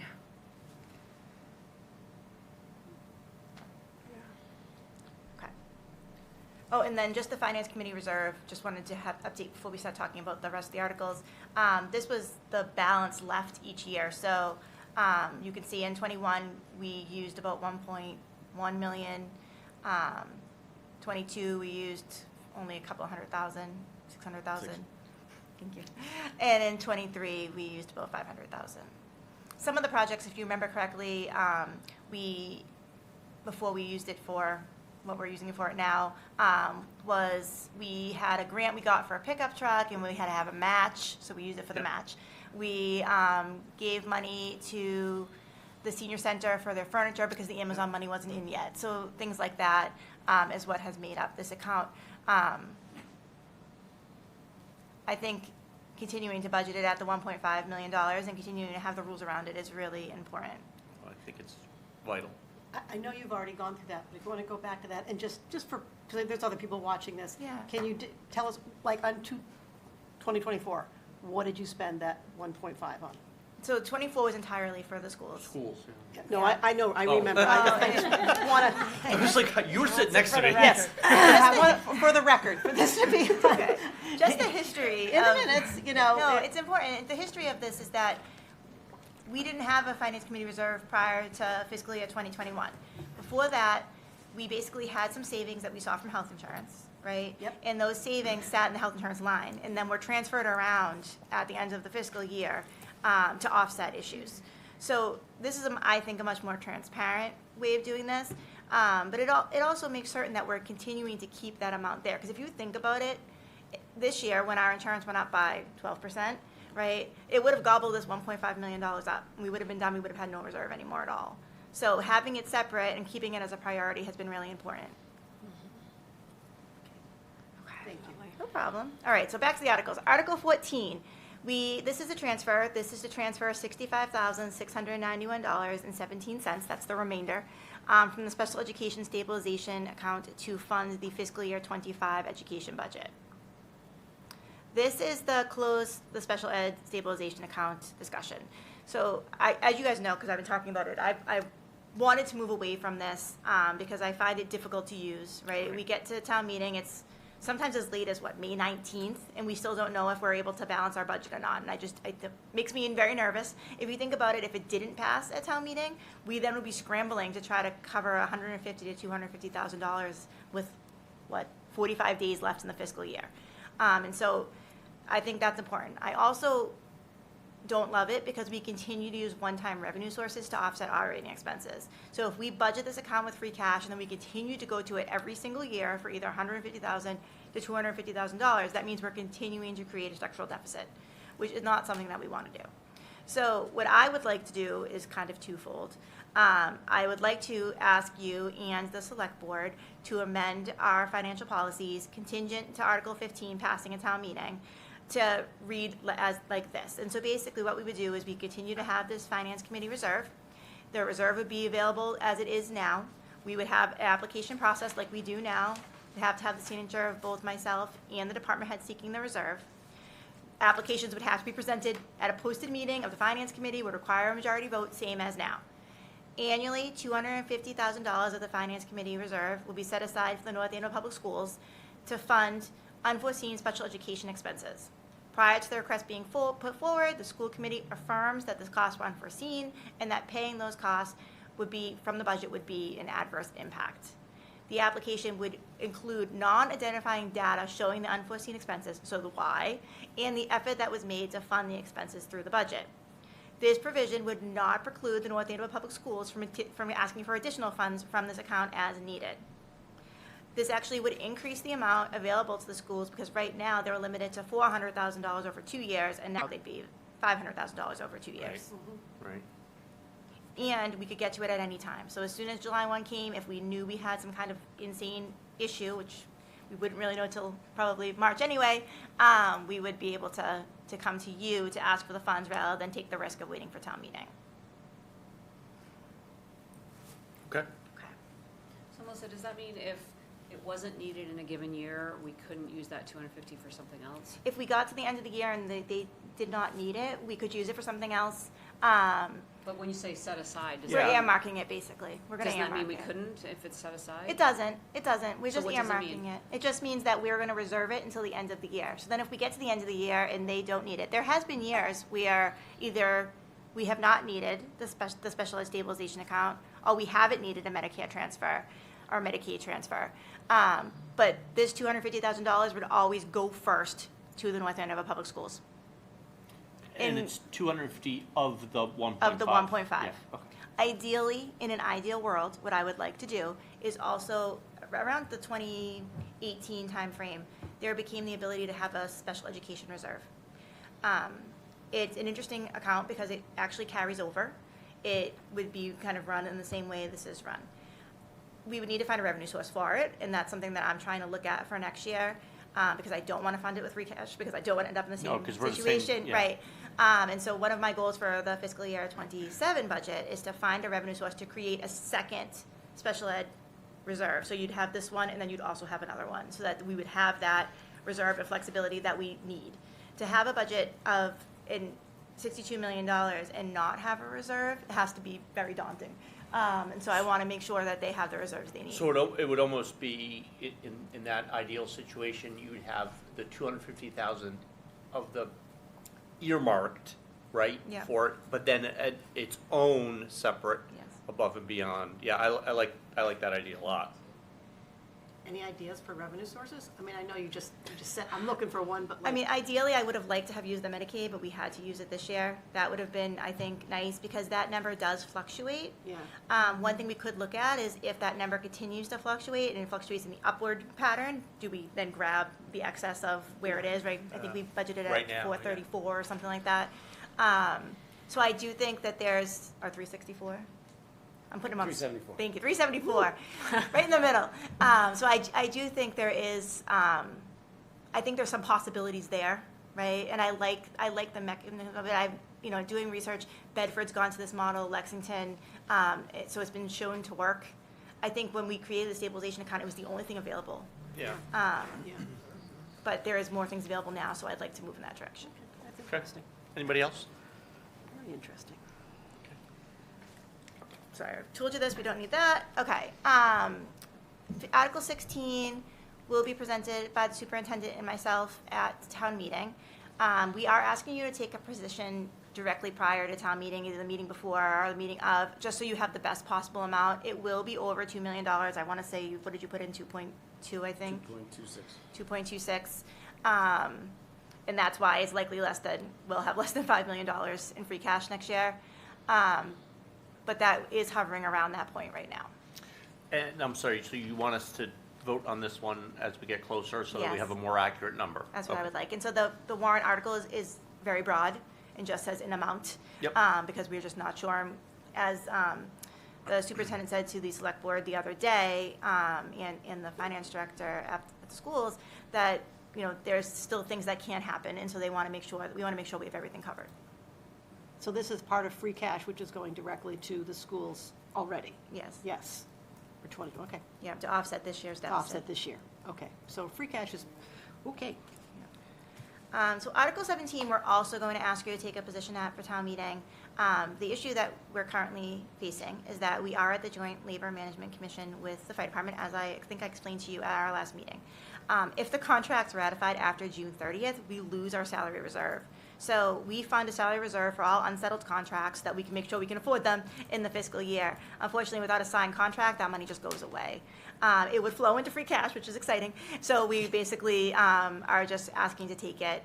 But we're asking you to take a position closer to town meeting because we are still working with the fire department and trying to get to a ratification vote. Article 18 is our OPEB transfer. This goes along with our financial policies. Prior to me starting here, there was an OPEB committee. Those people who don't know, it's other post-employment benefits. There was a OPEB committee that came together, and they made this recommendation that there'd be $75,000 each year put into the trust, and that additionally, we put $11,000 per new position, and we don't have any new positions this year. Okay, Article 19 is snow and ice. Currently, the snow and ice deficit is at approximately $774,000. $740. All right, I just put it up. $740. So again, we just want to make sure no bills come in. However, additionally, we're hopeful that we'll be able to offset some of this within the budget. So we do have some unfilled positions right now. And so we're watching that closely to see if we're going to be able to make that work within the budget and hopefully be able to withdraw this. So we'll keep you posted on this one. Can you use funds that are dedicated for full-time employees for activities such as this? We can. Snow and ice is kind of an interesting account. So the way that snow and ice works is that it's the only account in our budget that we're allowed to spend into a deficit. Once you increase your snow and ice line, you can never decrease it. So even if you come up with some great new technology, you're stuck at that number. Yeah. So we keep it hovered at $1 million. And then we use the Finance Committee reserve or another tool or mechanism usually to offset. So we are able to transfer within the budgets. So hopefully we'll be able to do that. It's not great to have vacancies, obviously, but it does sometimes help with this, so. Okay, Articles 20 and 21, those are our regular stabilization transfers. The $101,000 is per the Finance Committee policies, and then again, the $50,000 in the capital stabilization. And that's all of them. All right, is there anything you want, any sentiment you want to express on Article 28? Or no, you don't have to, I'm just asking. I think it would be wonderful if me and Mr. Rogers have already met and had a great conversation. I think we are 100% on the same page and share the same goal, which is to make sure that the North Andover Public Schools have the budget that they need and also that they have the reserves they need in order to be successful next year. I think that if we can put that language on your next agenda and on the select board's agenda and get it passed contingent on that town meeting vote, that we'll be able to have some positivity moving forward, and hopefully no action will need to be Great, taken. yeah, it was very clear to me that Yeah. you share the same Yeah. goals for sure, so. Great, good. Okay. All right, thank you, you. appreciate it. Sorry, can I ask one question? course. Melissa, Nancy. if- Just kidding, just kidding. If the 1 million that Mark had proposed as possible floor proposal were to pass, where would that 1 million in revenue come from? Would it come from free cash? No, we'd have to use the remainder of the levy capacity. So that would leave us with about 500,000 for fiscal year '27, Estimated. estimated. Sorry, what's the 500,000? That's what will be estimated to be left To be in left. the In the levy. levy, This is yeah. 1.5 million left in one. About, No, okay. so Dennis and I have been talking about this. It's a difficult situation because everything's estimates, right? Everything's based on an estimate at this point. And additionally, we have to remember that Amazon's at the appellate tax board. So we're just we're trying to make sure that we don't spend more than we're going to have, which is nerve-wracking. So appellate tax board, basically that means that Amazon doesn't agree with what we gave them for a value for their property, and they're appealing that value. And it's going to be going to a hearing. So yes, I am very confident about our value, and I'm very certain that we're going to be okay, but we still have to go through that process, and so it's important for us to know that. It's why Dennis has kind of stressed the overlay over the last few meetings, because, Yeah. you know, there's a lot of risk involved when you're kind of moving through these estimates. How long before you think you'll actually have a decision, or is there no way to know? It's forever, going to right? be a long process, because they have experts, we have experts, Yeah. and so we're really working through the process, yeah. Oh, man. But it's worth the time and energy, honestly. And so the way it works, it's a hearing. It's like a kind of like a magistrate's hearing. Yeah. But we'll put on our experts, and we don't think we have a date yet. I haven't heard one of you. Oh, wow, so then it's gonna be a while then. Yeah, You don't even Yeah, have dates. I'm not sure. I don't think so. So Oh, Yeah. what All fun. right. Just to be clear, Nancy, you can ask as many questions as you want whenever you want. All right, anybody else? Just don't test the theory. All right, thank you very no much. problem. Thank you. Thank you. All right, next up is a discussion with our esteemed superintendent and finance director, correct? Happy to bring the finance director with me tonight, Gail Dowd. I'm not sure Yeah, if you've all thank had an you. opportunity to meet Gail. I don't think so. It's very nice to meet you, and thanks for stepping in. Gail has laryngitis tonight. I don't Okay. know if she's faking it today. No. Just keep writing her notes. Yeah. No problem. Okay. You had to come here? Oh. Yeah. So, Superintendent, I think the idea is to get your recommendations on, I guess, Articles 14, 15, and maybe 16, I guess, if you have any thoughts At the- there, although it's just explained by our town manager. And then assume, but you can tell me that you're on the same page as Mark and the town manager on the idea of the special education stabilization fund. That's it. And then I know, on our next agenda item is some requests for our finance committee reserve. So I don't, just for the expedience of time, if you want to address that as well. Great, So we don't have to sit you down and bring you back up. that'd be great. As long as the committee's okay with all that, yeah. Yep, Okay. good. Great. So what articles, what did you want us to, Articles 14? Yeah, so 14, Yep. which is the special education. Correct. Fund transfer, dissolve. 15 is dissolve. Is there anything then else here? 16 is the free cash. Yes. Yes, so at the last school committee meeting, the school committee voted favorable action Okay. to go forward with favorable action for Articles 14, 15, and 16, understanding though that 16 at that time had no amount. They were a little nervous about voting favorable action, like giving a blank check, but did, knowing that that's what it's going forward. So I agree with what the town manager and thankful. As you know, we are running a deficit in FY '25. So we are looking for favorable action for Article 14 in order to help with that, to use the $65,691 from the Special Education Stabilization Account. And it speaks to just everything that you've been saying tonight, that it's really challenging that, we have to go to town meeting, and if this money is not approved, it's money that we basically already spent. Yep.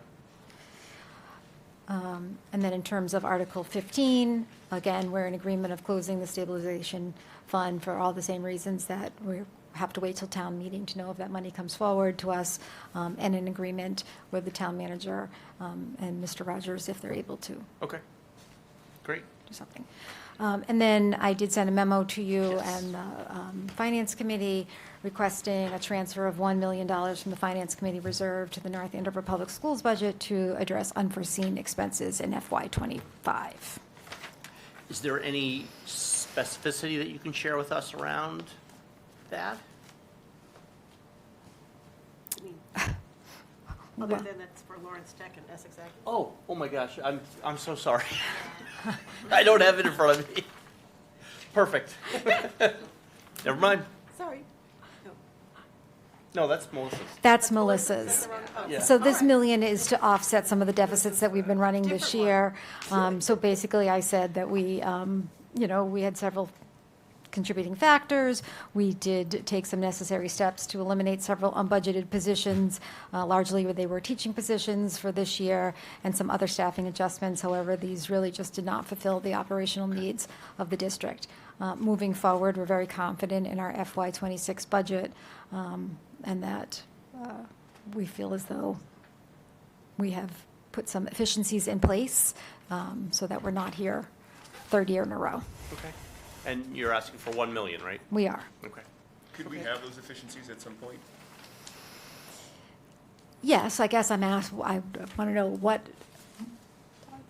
so the efficiencies in terms of how we're reporting to the school committee, the way that we're reporting to both you and the select board, the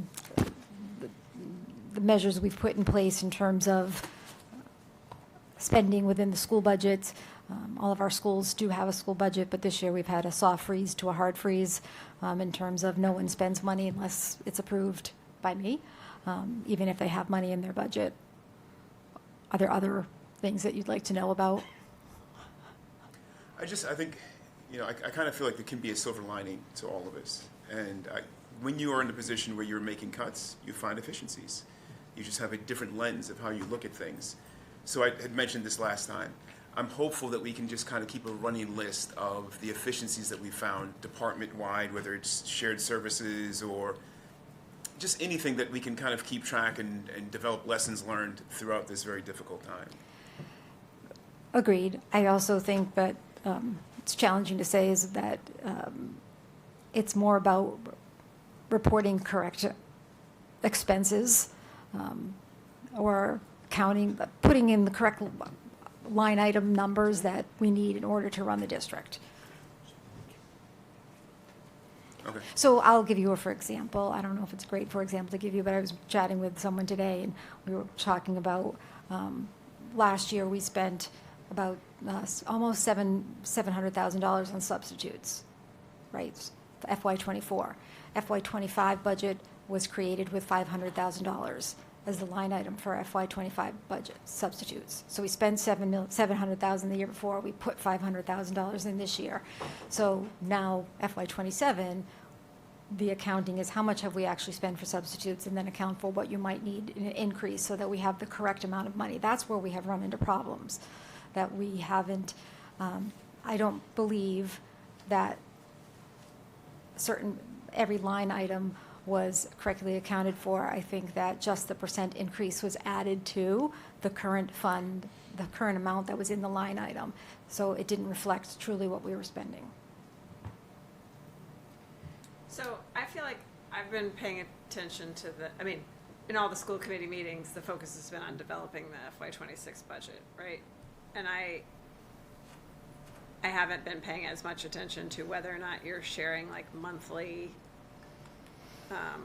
Budget updates, updates yes. on what the FY25 spend is versus budget, and that, is that? So what we have done for reporting out is share salaries and expenses and how close we are to meeting that, but we haven't shared exactly just what So you're it's at the asking. salary and expense per school, or not even? Per cost center. Just So two looking at numbers, special education, salary and looking at expenses. maintenance, yes. So, but moving forward, that's our plan. Yeah, I think To it look at a needs new to be process. So we have budget liaisons from the school committee that are Okay. meeting with Gail Dowd and Tracy in the school department to create a better budget reporting system moving forward for FY26. That feels very necessary. It does. Absolutely. Anybody else? So this 1 million is not incremental to the last number that we received. I think Melissa had sent an email on the 20th, on March 20th, with the school deficit amount, which I think was, I'm trying to open it, I think it was around 4 million. This is not incremental to that, correct? This is No, just part of we're that. projecting 4 Okay. million. Okay, I about just want to make sure it $4 wasn't million incremental on deficit. top of that. Thank you. But you're requesting 1 million from the finance committee reserve, but the page we just showed from Melissa's presentation was that a whole 1.5 million was gonna go, Yeah. right? 1.5 million went last year.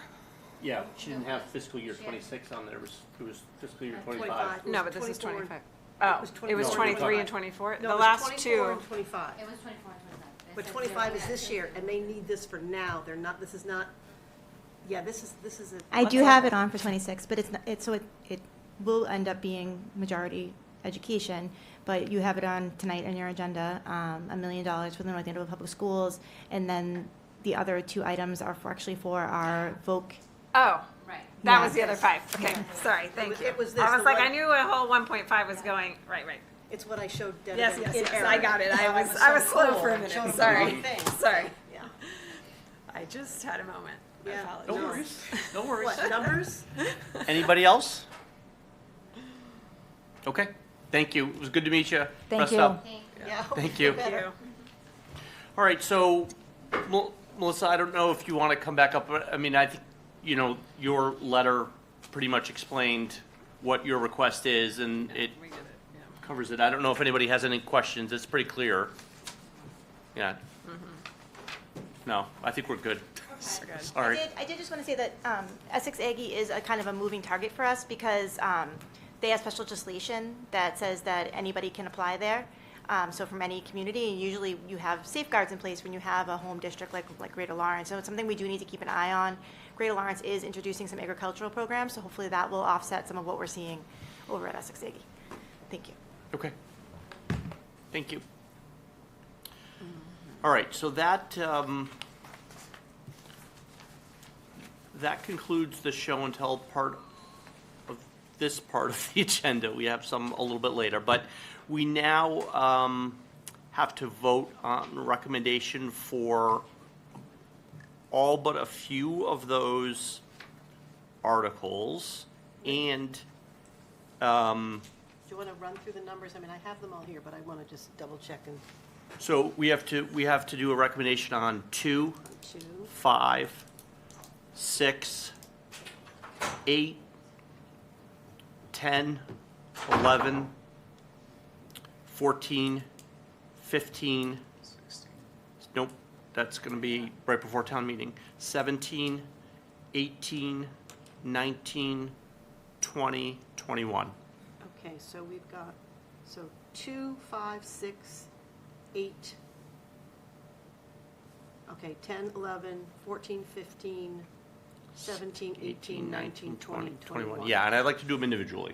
Yes. Does it matter on this page that was in our packet or on our drive or whatever, there's an incorrect number? It says 45,000 transfer from special education stabilization for Article 14. Like, I don't know if we're going to refer to this document, so if we are, I just want to make sure we note that. I think should it be was all clear. It was 65,000 or whatever. 65, yeah. Yeah, but I just didn't want us to say as written on the whatever. Okay, so we should actually, No, as appears in the warrant. Yeah, okay, Yeah. fine. so it should be 65, okay. Yeah. So if I would happily entertain a motion now. All right, I move we vote approval for Article 2, authorization of the town manager or superintendent of schools regarding contracts in excess of 3 years. I think thank you, A second. thank you. I think let's just give the You number. don't want me to read the whole thing? Okay. No, We- no, I'm with you. I'd just as soon do the numbers. All right. I'm cool. Would it be helpful if I showed the chart so you can just refer to it? No, I mean, Good? yeah, I think I we're good. got it. I think we're good, yeah. Thank you, I appreciate it. All right, so we have a motion and a second. Any discussion? All those in favor of a favorable report on Article 2? Aye. Any opposed? All right. Okay, I move favorable action. Is that, you like that? Is that I do. okay? Yes. Favorable action? Okay, on Article 5. Okay, do we have a second? Second. Any discussion? All those in favor? Aye. Any opposed? That one passes. Okay. I move favorable action on Article 6. Do we have a second? I think you should read it out. When you're watching this on TV or whatever, you Okay, need to I'll know read it. what Fair enough. So Article Sorry. 6 is to set salaries and compensation of elected officials. I second. Okay. Do we have any discussion? All those in favor? Aye. Any opposed? All right. I move favorable action on Article 8, water capital improvements, debt authorization. I'll second. We have a motion and a second. Any discussion? Hearing none. All those in favor? Aye. Any opposed? Okay. All right, I move favorable action on Article 10, revolving fund spending limits. Thank you. We have a motion and a second. Any discussion? I do like them with the titles better too, sorry. Sorry. All right, all those in favor? Aye. Any opposed? Okay. All right, I move favorable action on Article 11, appropriation, general fund for fiscal year 2026. Second. We have a motion and a second. Any discussion? All those in favor? Aye. Any opposed? None. Okay. Let's see, I move favorable action on Article 14, transfer of $65,000 from Special Education Stabilization Fund to FY25 General Fund. We have a second? We have a second, and with a motion and a second, any discussion? Okay, all those in favor? Aye. Any opposed? Okay, I move favorable action on Article 15, close Special Education Stabilization Fund. we have a second? Second, Eva. We have a motion and a second. Any discussion? All right, all those in favor? Aye. Any opposed? Okay, I move favorable action on Article 17, transfer of funds not to exceed $250,000 from free cash to FY 2026 General Fund budget. do we have a second? Second. Second by Keith. We have a motion and a second. Any discussion? All right, all those in favor? Aye. Any opposed? All right, I move favorable action on Article 18, transfer of $75,000 into OPEB trust. we have a second, Eva. We have a motion and a second. Any discussion? Okay, all those in favor? Aye. Any opposed? Okay, I move favorable action on Article 19, snow and ice, FY25 General Fund budget adjustment. Second. we have a second by Keith. Motion and a second. Any discussion? Okay, all those in favor? Aye. Any opposed? Okay, These next two don't have dollar figures beside them, so I'll just read. I move favorable action in Article 20, transfer to stabilization. second, Regina. We have a motion and a second. Any discussion? All those in favor? Aye. Any opposed?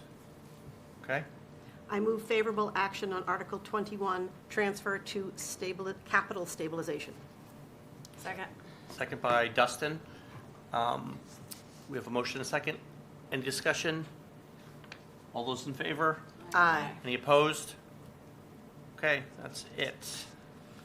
Now we need to do, Okay, so just for the record, we're going to vote on Article 9 and Article 28 at our April 22nd meeting.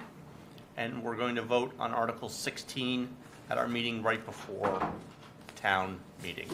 And that should take care of all of our recommendations on warrant articles. What about the citizen petitions? The citizen petition number 28 is the one one of the okay, two we'll sorry. do on, no worries. for our next meeting, but we still Yep. have to do the, wait, We have to Or- do the CPC, which is Article 9. no, I mean tonight. Do we have to do another one for, We do have to now vote, our next agenda item yes. is to Yes, I see it here. vote on, discussion on, we need to vote on the request of the schools to allocate $1 million of the Finance Committee Reserve Fund to their fiscal year 25 operational budget.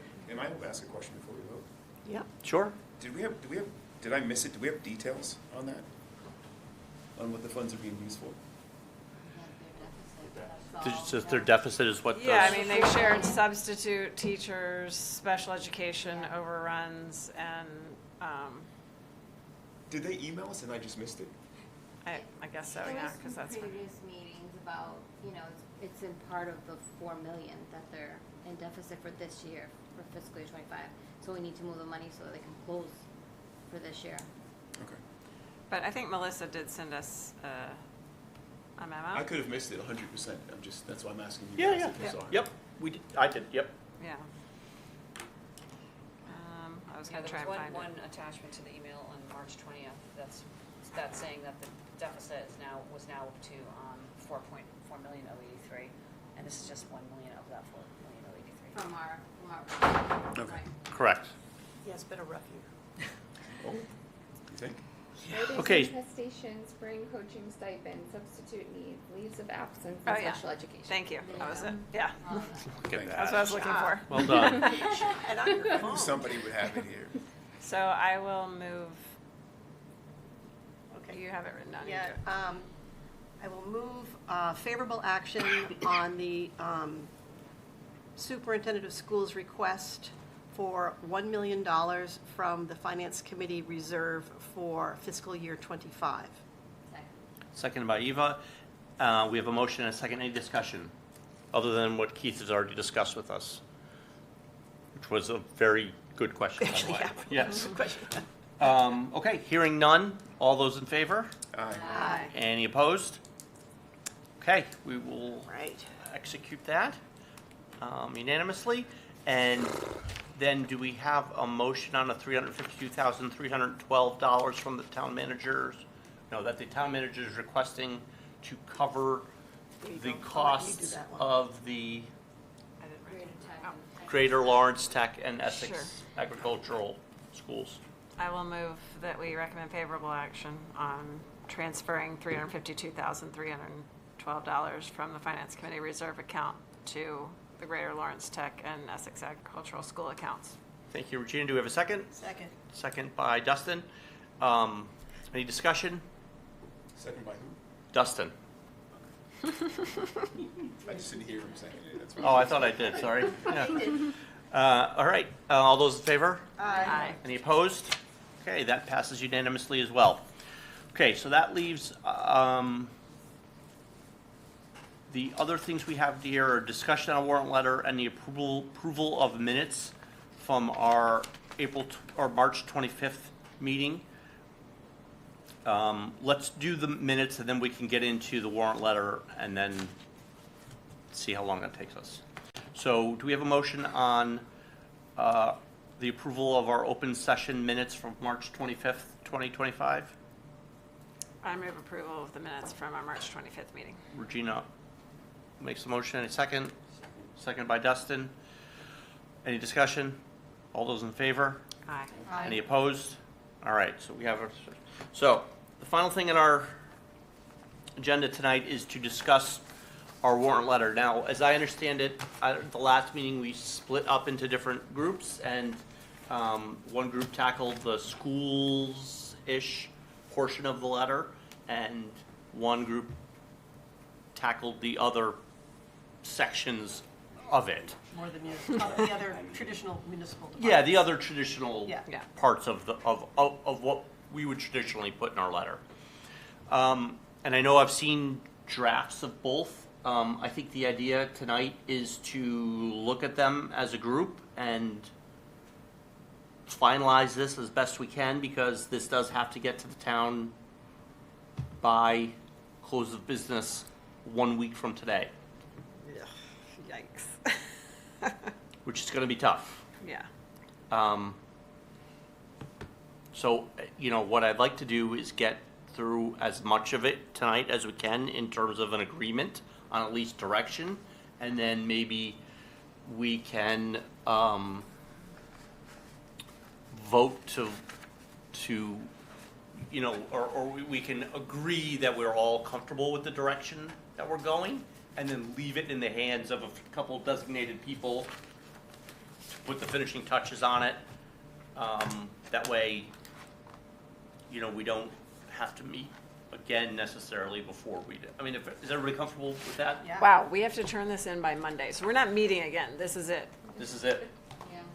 Yeah, so, as I see it, I know on my side, I don't know if the rest of them have seen the edits we did to what I originally handed out at the last meeting. And I didn't print it, I have my computer, at which I have all the documents. Can we- So Can you wanna can we cast? just like Yeah. all read it? Yeah, Yeah, cast it. that was the idea. Yeah, okay, cool, Because I didn't, okay. I mean, the You got one me, for the covered. non-school part, how do I do it? Did you get the FAQs I sent too? 'Cause I only sent them to you. Yes. Regina has that too? Yes. Yep.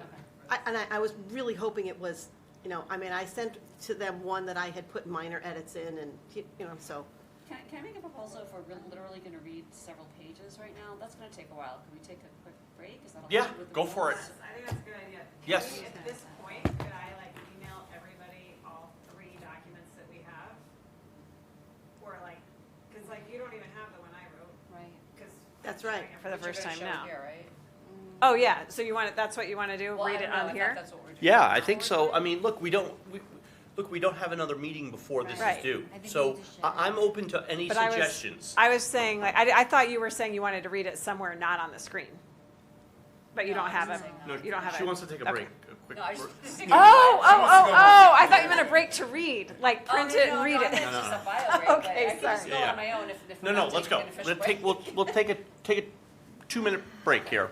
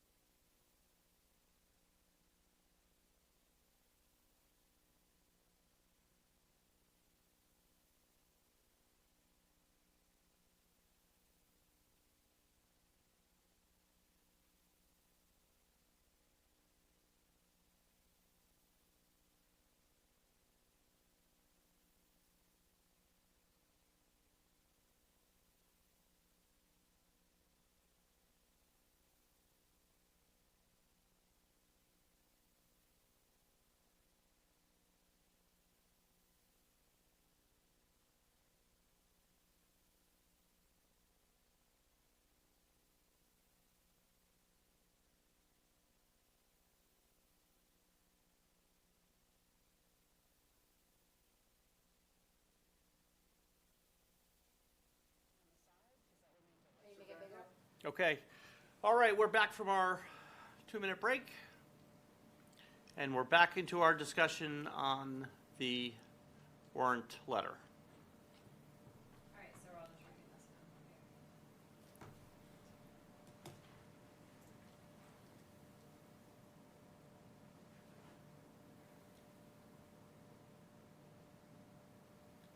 Brianna, do you have to have the thing on the left? Just so it might be easier to read without that. How's Thank that? you. Better? Thanks, it's better.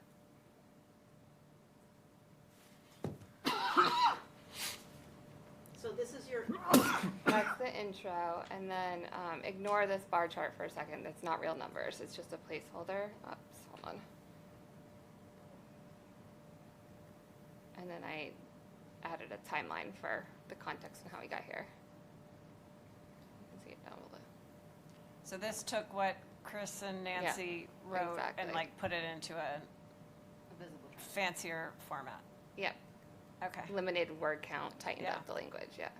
okay, but can you scroll back up because I'm Yep. a slow reader? Sorry. That's Okay. okay.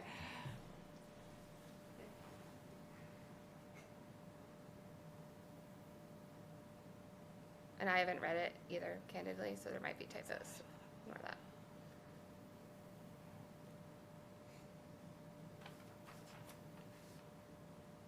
First of all, I think we should say over FY25's budget, sorry, in the third paragraph. Sorry, are we commenting as we go? Go for it. Go ahead. As a result, Ms. Lathrop, superintendent of school has established a level services budget of 71, blah, blah, blah, reflecting a 17% increase over the FY25 budget. Budget. Yep.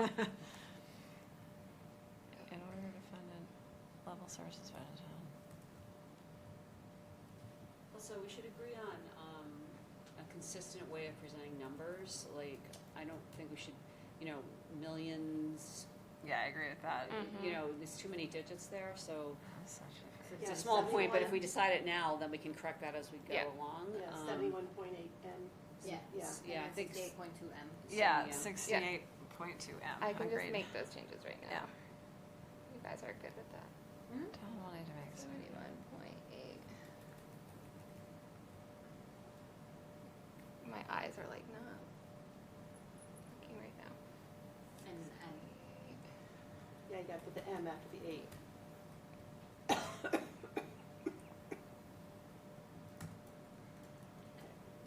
68.2. And I would just say 9.9% increase. 0.89 is a little too Yeah, precise. one decimal point. Yeah. Yeah, just for giving the. Yeah. Yeah, that's much cleaner. We've done that in past ones, that this looks better, you're right? Yeah, that's what we normally do. Yeah. That's what you and I would do. I'm sorry, so this is all the schools, so Oh, there's the rest of it below I'm this. just saying, like, usually we have like an intro, Yeah. and then we get into schools, and then we get into other departments I- and so on. So are we gonna still start with this, or are we gonna start with some intro above this? I would think of intro above Yeah, it. I was gonna, I'll You're do gonna an still intro, write the yeah. intro above it. Okay, Yep. good. Okay, I'm done reading this, if we wanna, I mean, everybody else should say, but Yes. And then scroll, Yeah, okay. scroll down, Scroll down. All right. scroll. Again, ignore that chart. It's just a placeholder.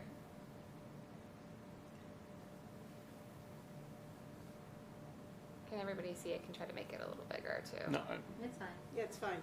Okay.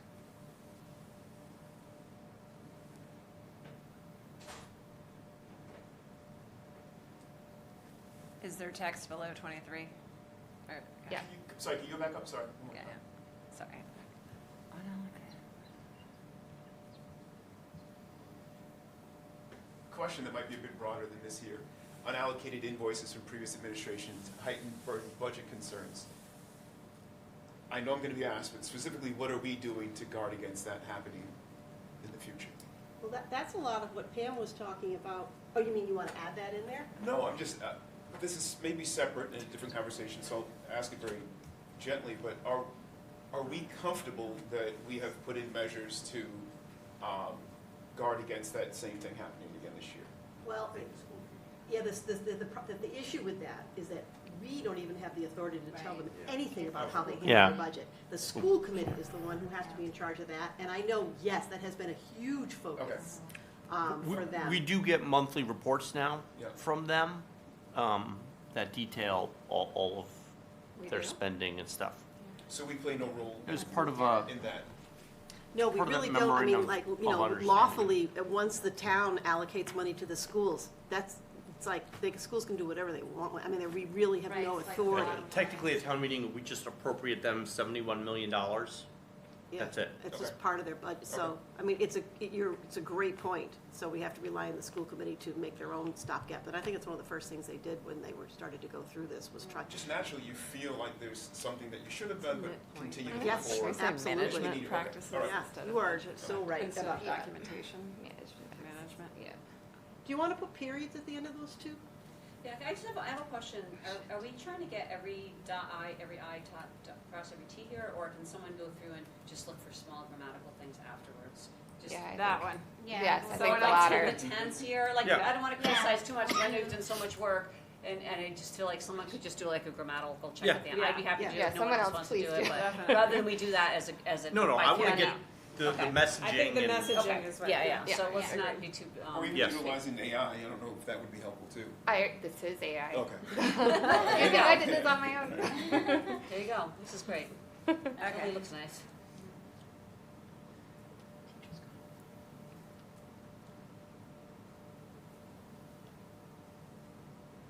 You didn't like the word boon, huh? I think I took that out. No, it's fine, it's like, it's fine. I didn't like that. When I edited it. No, that's why you need people to edit your stuff. Hey, it's okay if you don't Try come to to the keep next it meeting, back. you know. Okay.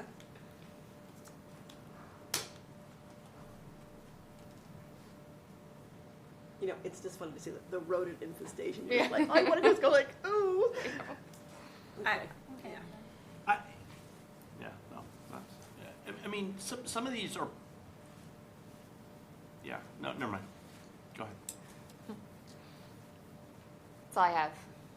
So, did you want to use any of the rest of it, or is that? You want to just leave it at that?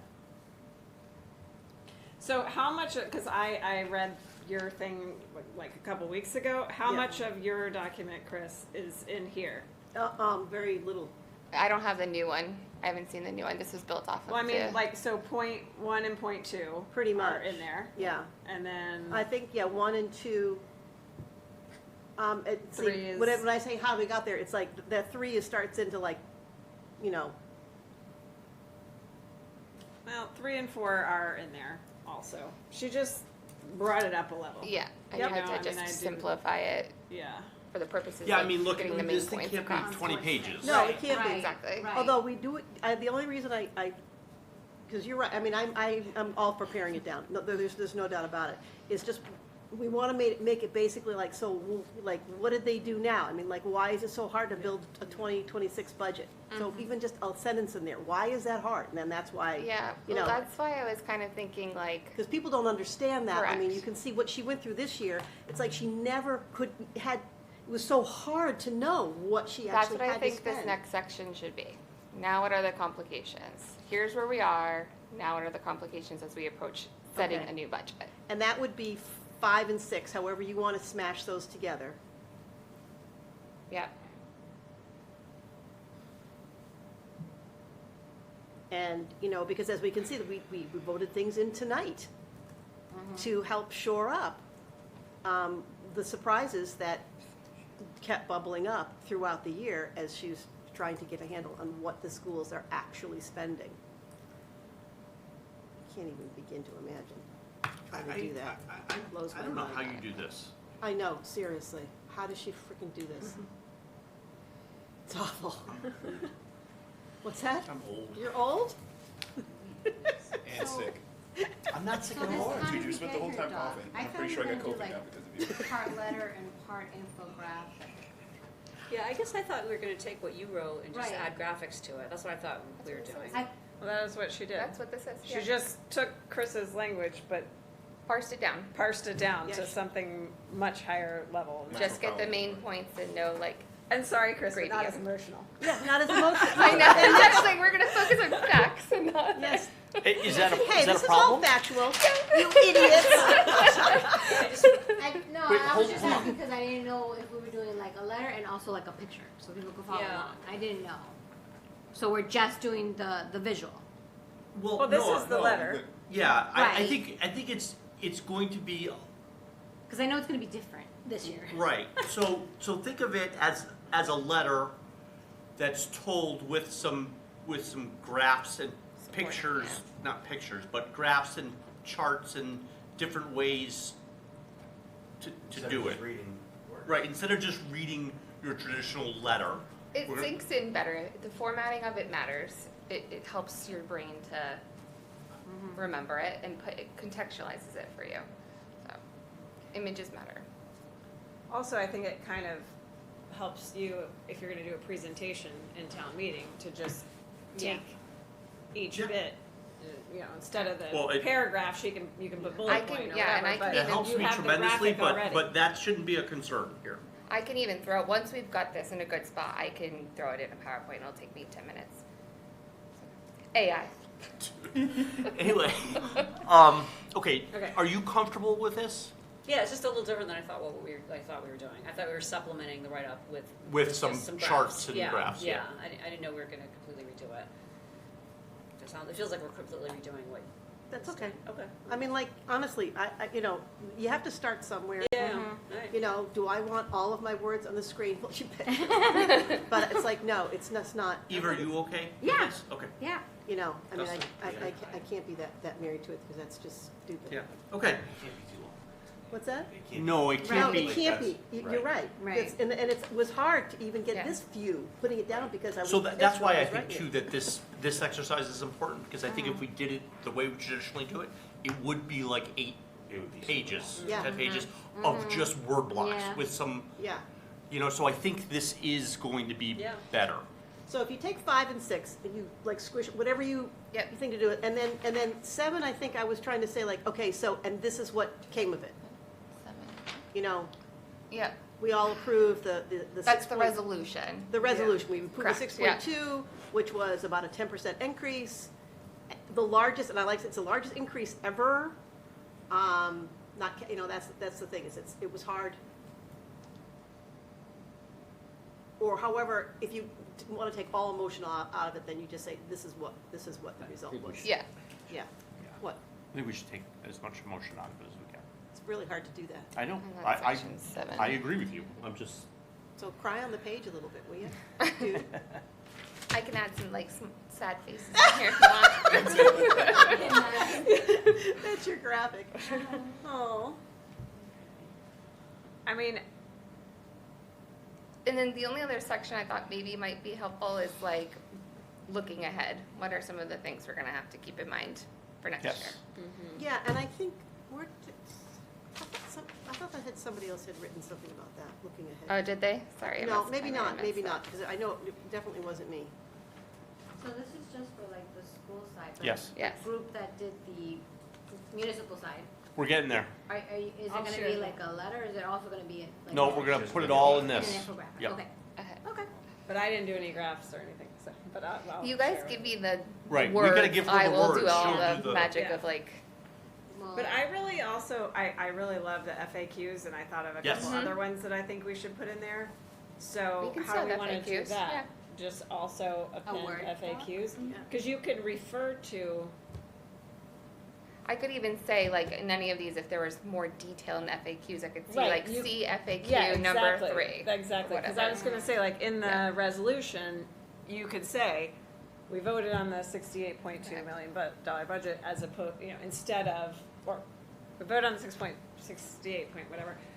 We did not Wait, Dennis. go real with the quick. level service. Do you know if Melissa's putting FAQs into any of this, or is she just leaving it No, online? she has the FAQ online, that's it. That's it, okay, thank you. CFAQ number Yeah. 1 for why we're not doing it right Right. now, or whatever, like, you know what I Yeah. mean? Like, there's, Yeah. Yeah. that way you don't have to bog the letter down with all the things. Yes. Correct. Why aren't we doing the override? What's the That's right. impact to the levy? What's the whatever? We Well, can, it organizes it better. yeah, too. exactly. So in the FAQs, was there any overlap with Melissa's? I mean, not that that's a problem since it's not going to be in the warrant, but if we want to make sure if there are, that they're the same, But they're it's not, matching. it's not did you read her FAQs? It's not an FAQ. It's not an FAQ of like, what is an override, which is what Melissa says. Right. It's, we're not, why aren't you recommending an override now? Yeah, I did read it, No, but I because didn't read of- it there. You know Put what I it this mean? way. Yes. So I think it's an FAQ on our decision-making Yeah. Right. process. Yes. Yeah, that's Not that's a 101 that's document. it. Not That's a just- 101 yes. document. which is Melissa's what was. hers is. Okay. So we need to describe it like that. Yeah, wherever we- yeah.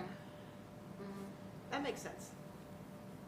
So there were a couple, I really liked all of them, but there was one that I thought was missing, which was like, why don't you use all the reserve funds? Like, we have X million in reserve funds, you know, this site that's out there for trying to fund level services, I don't remember, if what- it's so a the one that Facebook thing, Shannon I don't know it. Gately maybe put together, but anyway, there's a site that has free cash, reserves, or reserves and stabilization, and Well, there's capital stabilization and there's town stabilization. right, exactly. But There's she's rules about it's. when you I can wrote use a them. somebody emailed us, and I wrote a response. Maybe I'll Yeah, I to saw the that. Yeah. where I say these are the 3 buckets that are on that website, and here's why we're not using or are using. Oh, the other one was levy capacity, which we are using. Did you pull from that? I really think we should make sure that the FAQs include those 3 questions that were in that email that I responded to. Why aren't you using the levy capacity? We are. We're only reserving this bit for the Well, salaries. that was answered already. right. That's in the, I mean, that's in the. That's FAQ. in That's this, there, right. okay. Yeah. Why aren't you using all the stabilization funds, which Right. I say they're statutorily, you Right. know, whatever. So we answer that, and then why aren't you using the free cash? Well, actually, I talked about, I think I put that one in So there maybe too, you did- the maybe fact I'd that read would it be too only quickly. down to 2.2 million by the end of the year, because of all the other usages. Right, you did, so you got the free cash, So so maybe it's just the take out the stabilization. stabilization, Yeah. the town stabilization fund. Okay. Do you want me to write that then and send Yeah, it? That would be great, yeah. If you could still, I have Yeah, I it in can- that I'll email leverage. that I responded. I will plagiarize shamelessly. Please do. That was, because that was great. Yeah. It was a great response. Yeah. So- And then who should I send that to exactly? Regina and Let's fearless leader figure here. that out in a minute. Let's Okay. let's keep going through this. At the end, we need to talk about that. I So feel like we should meet again. I know. All right, so, right, am do you I want me to doing share the non-school section then?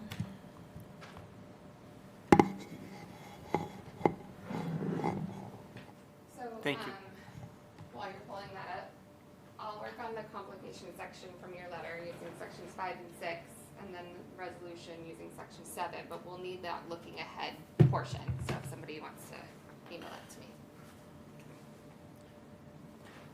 Well, that was already in yours, right? Do we wanna look You have a at this looking ahead. FAQ or You have a just looking ahead, right? Read this Um, again, I thought. or not? not, oh, well, no, I just hinted at it. I really, did I? I don't think so. I don't I have don't it remember printed out. seeing it, but I also didn't have the most recent, so. Hang on, I thought I saw that. let me go back in my Where do we go stuff from here. here or something like that? yeah, I saw it. I thought me too. Well, I could be losing my mind, so there's always that. I do, it's a what's next. Yeah. Oh, okay. Let me, did I send it to you? Yeah, I've got it. I just missed it. You know what is, what I have in here is I have a sheet here that, before I did that. Oh, yeah, I just added something, Nancy, on this. Whoop. Did you send it in Again, it's very emotional. Google? Maybe I put it there. I think, the only thing that I think is missing from this is why aren't we using all the reserves? And the answer is because we can't, because they're legally for other purposes or Bound to, whatever. yeah, But right. otherwise, I think this is awesome. I think it was great. So I think my feeling is we should just look in Brianna's part to where we can point to each of these, you know? Mm-hmm. Where does this live, though?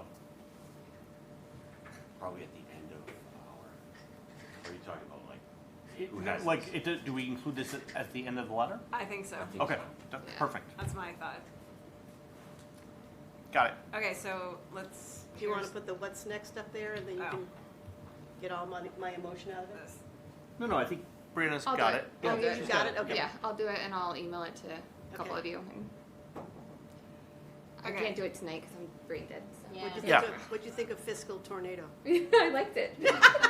All right, let's dive into I'll this. remember that. Okay, so I just, when I drafted this, I assumed there was gonna be an intro, Yeah. and then this would come, and then the schools would come, I think is what I thought.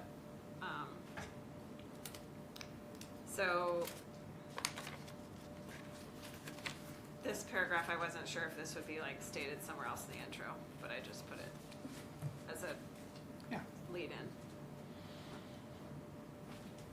I'm gonna make this bigger. So I guess my question is, are we going to leave it like this, or are we going to reformat this? I don't know, can you scroll down? I mean, what does it look? It looks like the old letter. It looks Okay. like the old letter. I mean, I did put some bullets and stuff, but So,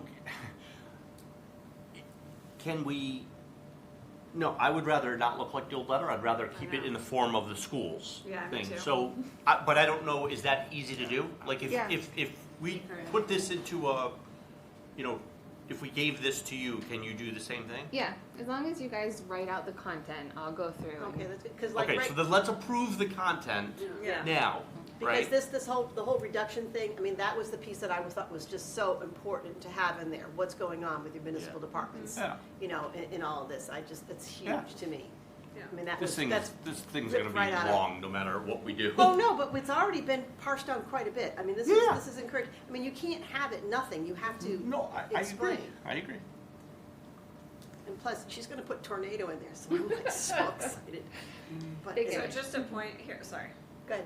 So this education increasing by 10.4, that's because I have the 9.9 for NAPS plus the Greater Lawrence and the, Yeah. Oh, okay. Okay. SSA. yeah, just let me know when to scroll. What is, this is Piggy Point, but denied a position upgrade from assessor. What does that mean? From assessor to something else? Oh, no, the assessor's office Oh. requested a position upgrade and we denied it. Oh, okay. Assessor's office, maybe say. Bless you. It's actually. Then I wasn't sure if it was a sneeze. I'm like. I have a neurogenic cough, so. Is elimination spelled wrong? Why is that highlighted red? Lots, I'd say. Oh, they just wanted They it didn't capitalized. want Oh, it never mind. Yeah. It's good to have that list, it's great. This is what I did at work today for a newsletter on the market. Awesome. It's torture. On and on about that. Again, it was like, how do you do this? It's so hard. Ready? Yeah. Yeah. You take full credit. Cuts to Mhm. services. Oops. Sorry. So these are literally cuts to services? Are they just not new services not being provided? I think it's a combination of both. Yeah, I think it's a combination. I mean, there's definitely, Do you remember when Melissa presented? This was like pulled right from her, Yeah. one of her Yeah. I mean, pages. here's the way I interpret it. If the DPW is not gonna have as much money for fuel, they're going to be providing fewer services. They're not driving around Right. doing stuff that they would otherwise be doing if they don't have the money to drive around. Yep. And the veteran services budget being cut, I mean, they're using that money to provide some service. Yeah. So And they're not gonna that's provide. a pretty harsh one right now too, because there's all kinds of services being lost right now. Yeah. So can I just say this, I know I talk about the efficiencies a lot, and maybe I haven't been specific, and maybe this is not our role, but just by way of an example, Governor Romney came into office, 2000 whatever, put aside and monetized different parts of governmental services. So there was, not fees, but there were the highway signs along the highway where it says get off here and there's a bathroom or gas station. There was value in that.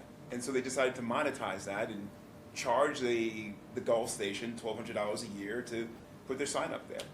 And I just wish that we as a town looked at things in that lens. And if there were ways for us to monetize certain services or products, that we did it. Yeah. And I know I say that a lot, but there is the opportunity for us, especially when you are dealing with a downturn in revenue, to start to think that way. Yeah. And I don't think we get that as a town yet. But there's ways for us to generate funds without having just full-on cuts. Yeah. And so that's why I say that so much. I just hope at some point somebody picks it up and goes, oh, I think if you keep ringing the bell, it'll get through. or I'm gonna be crazy. No, It might be. no. But that's the larger point that I'm Yeah, making. yeah. A lot And of so us just- are, I mean, because to your point, it's totally valid. I mean, it's like, you know, what are the small ways that we can do? But a lot of us, unfortunately, who've been here for a long time, we're toasty over the things that were shut down, that were huge revenue boons to the town, where, oh, we can't change anything. You know what I mean? You Yeah. just like, those kind of things, it's just like. That and then- should trigger the desire to look elsewhere well, to what generate happens that is we revenue. end up getting tired. I'm spending time on something that I know, we're gonna be here until like 4 o'clock in the morning. No, if I you're keep fine. that. No, you're I not. don't know. I can talk about rubber on the road if we want. So that was it for the municipal department, and then Yeah, there's the okay. school stuff, and then the next section was like the OPEB and reserves Yep. section. Like our old letter. So this has been updated? Yeah, I updated Oh, okay, those, good, yeah, because I used to do that section Yeah. last couple of Yeah. years, but I figured, I was hoping someone else would do it since I was doing the school stuff, helping with the school stuff. Yeah, no, I Yeah, so this stuff is just, it's just basically, you know, we just, like you say, go through it and do the little, tiny little editing. mean- And then make it do the magic voodoo In that each, you in do. each of these sections, we kind of describe what's the OPEB Yeah, trust we and all- whatever. There's Yeah. like a lot of Yes. wording that Yes. we have every year. We could decide to cut it out. I think, No, I I think think, it's just important. say- oh no, see, I think it gets cut out in this new format. Right, that's what I'm saying. Yeah, Like, I it's agree. gonna be really minimized, I think, a lot of this Yeah, you explanatory can use wording. visuals to help define it, right? Like, I can get creative with that, so. Love it. Because I think even the reserves, like, all this is so wordy. Yeah. And when I was trying to cut, I did cut out some words anyway, but, This is exactly why I wanted a new, I was.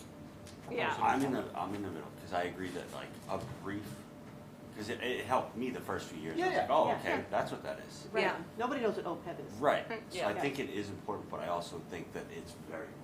it's And- very And wordy. you have to But if- use yeah. that many words to Yes. explain it, but I know. I mean, I don't, maybe you can figure out a way to do it with a picture. I tried to skinny down the words, but it's just really hard. Some are necessary, just. Yeah.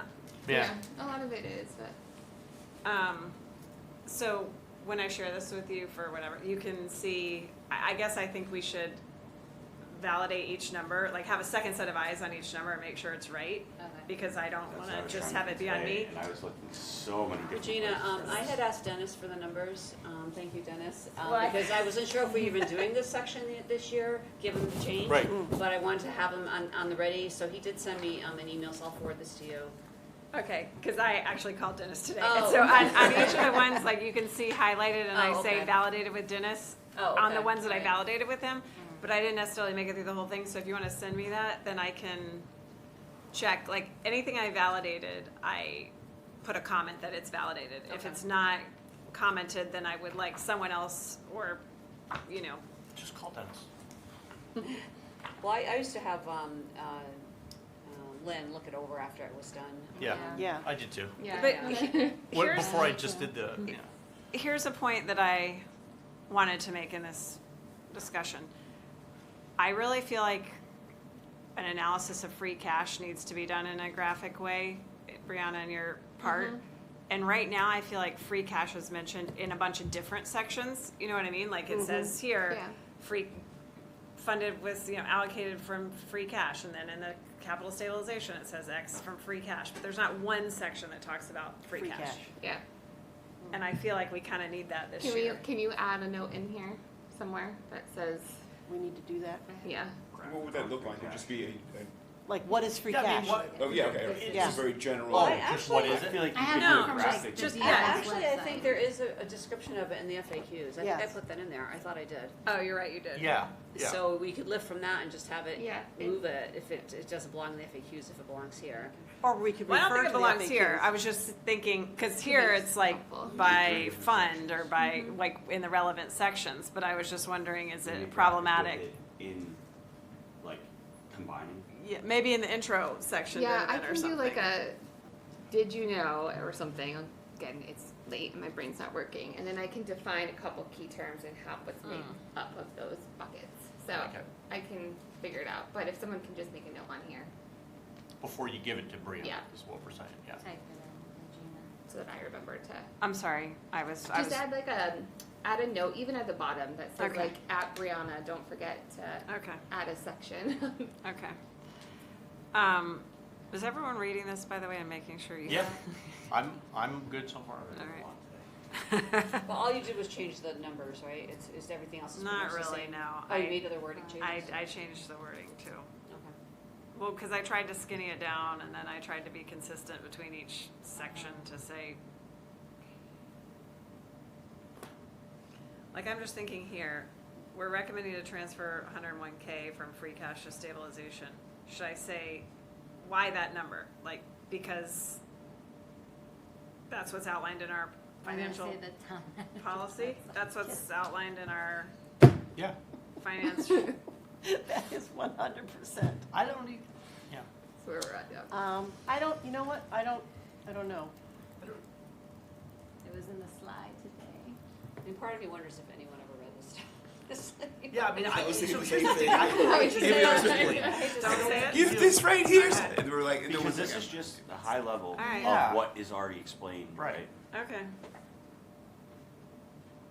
we run the risk of getting too long. Yeah, oh, exactly. Yeah. That's my concern. I totally agree.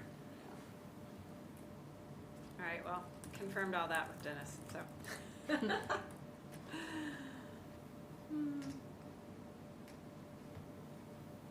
See, now, and here's something that's gonna be completely changed, or could be, I mean, prepared to change this in a significant Wow. way. The yellow part? No, the finance committee reserve. I just added this part that's in yellow because I wanted to make the point why, Yeah. Through the year as voted on. If anything, that's the most. right? And then this wasn't in this, whatever I started with, Yeah. whatever draft, there was nothing on this one, so we need to insert language here about Actually, whatever the Rheta, background. This like- is something that might be a cool graph, because you see, we're actually combining the FinCom reserve with the sped stabilization fund. So it's just like, so this is what they are now, what are they gonna look like Right. later? And it's just It's like, like a from to. yeah, a from Yeah. to, exactly, visual, with yeah. with the sped thing being an allocated, like, you know, we're not supposed to touch that unless it's for sped. Unless sped says, we don't need it, then we're like, okay, you know, but Yeah. that's the cartoon. So I'm not quite sure how you change the language in that, but that's, Can you add a note for me here too, Regina, that just says like, from to graphic or something, I don't know.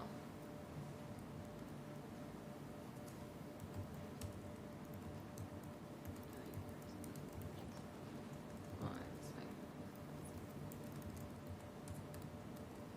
You're helping me with all this too, so wherever it's. I know. Okay. All right, and then I get into the SIP. It's a lot. I did that. It's, I, last year. well, it is every year, because there's all these different, We Yep. usually Buckets. just divvy it up. Yeah. Yeah. Okay. This, I added this language from whatever we had before because of some of the comments we got in our emails to us. Yep. That makes sense. Can I yeah, scroll? it does. Yep, scroll, please. Okay. I really changed this section, actually. I skinnied it down a lot from whatever it had last year. What,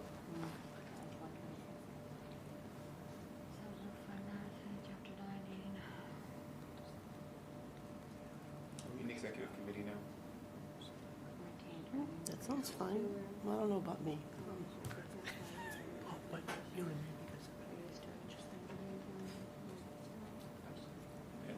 I mean, Yeah, and then, but it has to go before your eyes, so you're like, Yeah, okay. yeah, of course.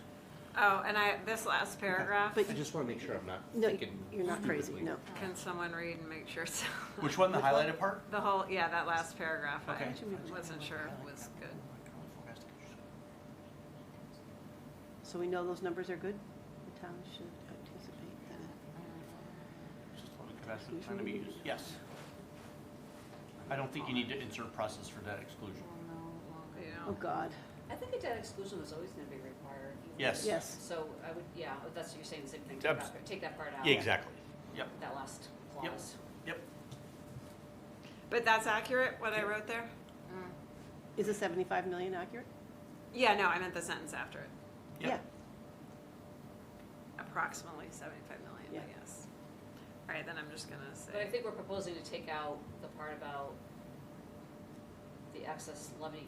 I was proposing the excess levy capacity that was planned will no longer be available, because I thought a debt exclusion was gonna be required regardless, even if we hadn't Yes. used that excess. So it makes it sound like it's only required because Because now- of the debt exclusion, that's true. Yeah. so, sorry, what, that's why I wasn't sure. We this always is right. needed a debt exclusion? That's what I thought. I thought we weren't gonna need a debt exclusion because we had, So the vacation school is always gonna require a Right. debt exclusion, just the size of the debt exclusion. It's just Oh, changed. okay. Right. Yeah. the town should, Thank you, Dennis. so the whole sentence should go and just say the town should anticipate this You could say end the it town here. anticipates that a debt exclusion will be needed in FY '27. yeah, get rid of the word should. Right. The town From this. anticipates, so this the- project. In FY '27, here, Yeah, and then, So, like and then that? up above, the town should, just Yeah. eliminate the word should.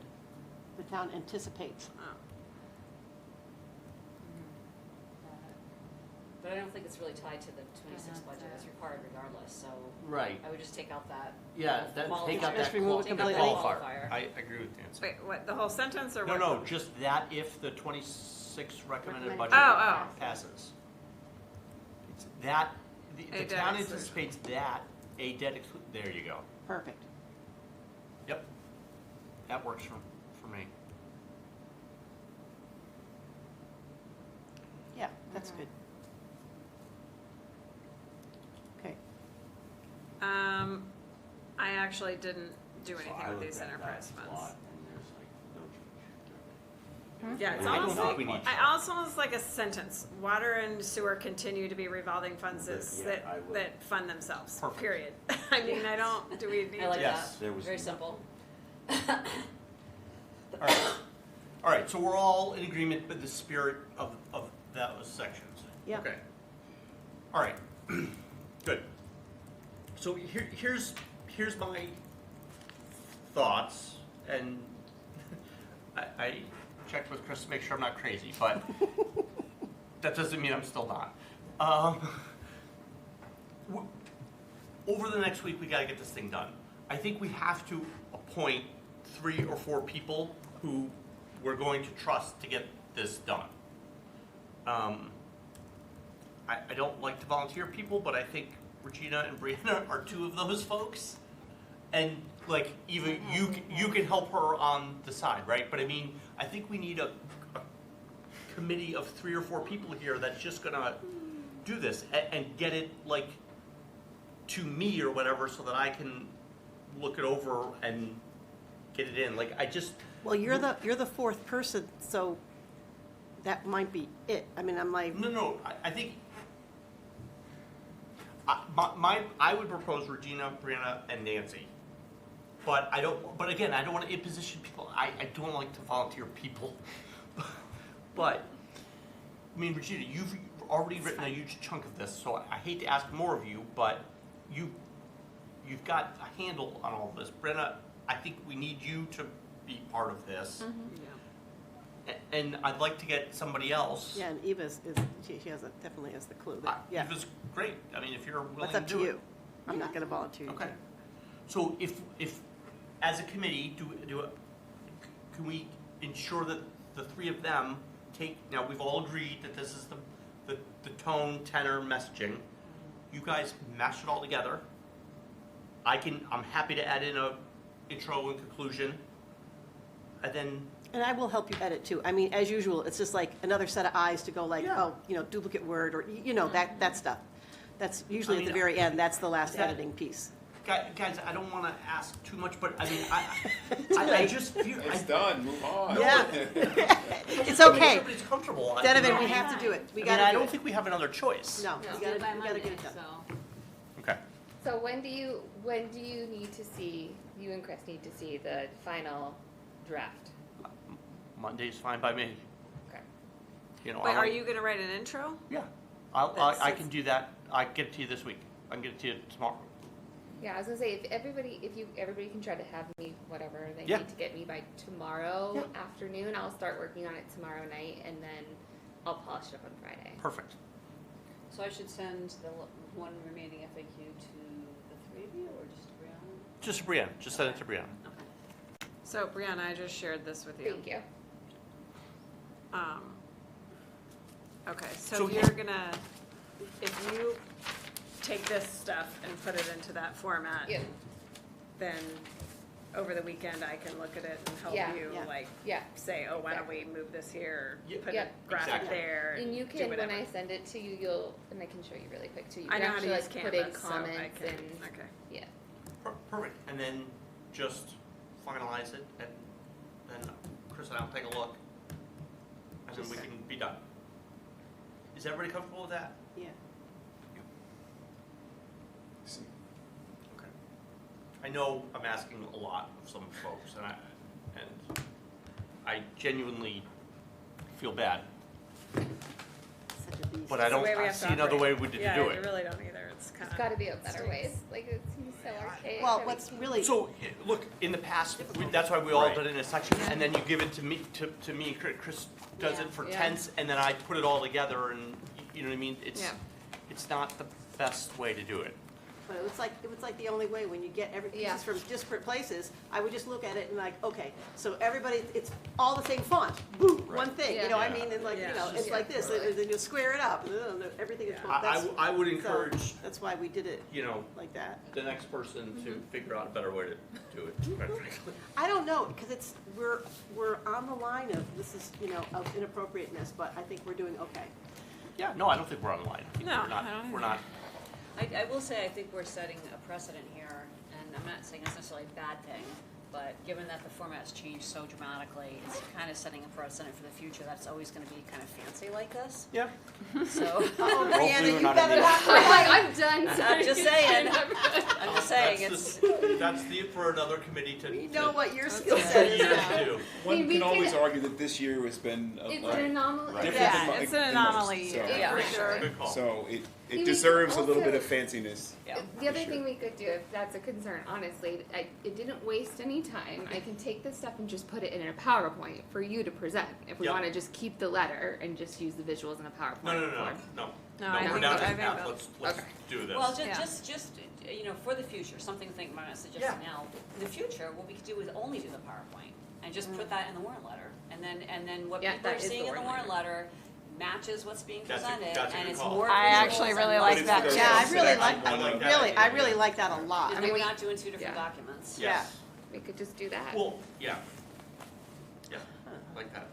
All right. I mean, we could just do that. We could Do you just- want her to just do that instead of putting it in I Canvas? have it on Just my do- computer. I have a PowerPoint too on my, that's easy. You have it. So too. just do a PowerPoint. I could. Yeah, we could just take the sections and No, put it. no, you know what? Let's do it this way for this year. I don't want to change 1 week out before it's due. But I think for next year, yes. And Here's hopefully, what I can do. I'll do this still. I will run it through AI to create the PowerPoint. It will take me 10 minutes, and then you guys can decide. Yeah, I don't want to change it for this year. I think we got to keep it, because also too, I want to look and make sure that a PowerPoint would meet the letter and spirit of what the town charter Yeah. asks us to do. oh, You know what I mean? that's a good point. Yeah. That's a So good point. that's why, let's do the letter that we're going to do this year. Yeah. Okay. All right? All right, so I think we're all in agreement and good? Is there Thank anything you else for on the the? team that took this, taking this on. Thank you, Yeah, guys. I can't think enough. All right, well then I would take a, Motion to adjourn? Yes, second it. Second. Second by Eva. All those in favor? Aye. Any opposed? We are adjourned. Here, All right, thank you.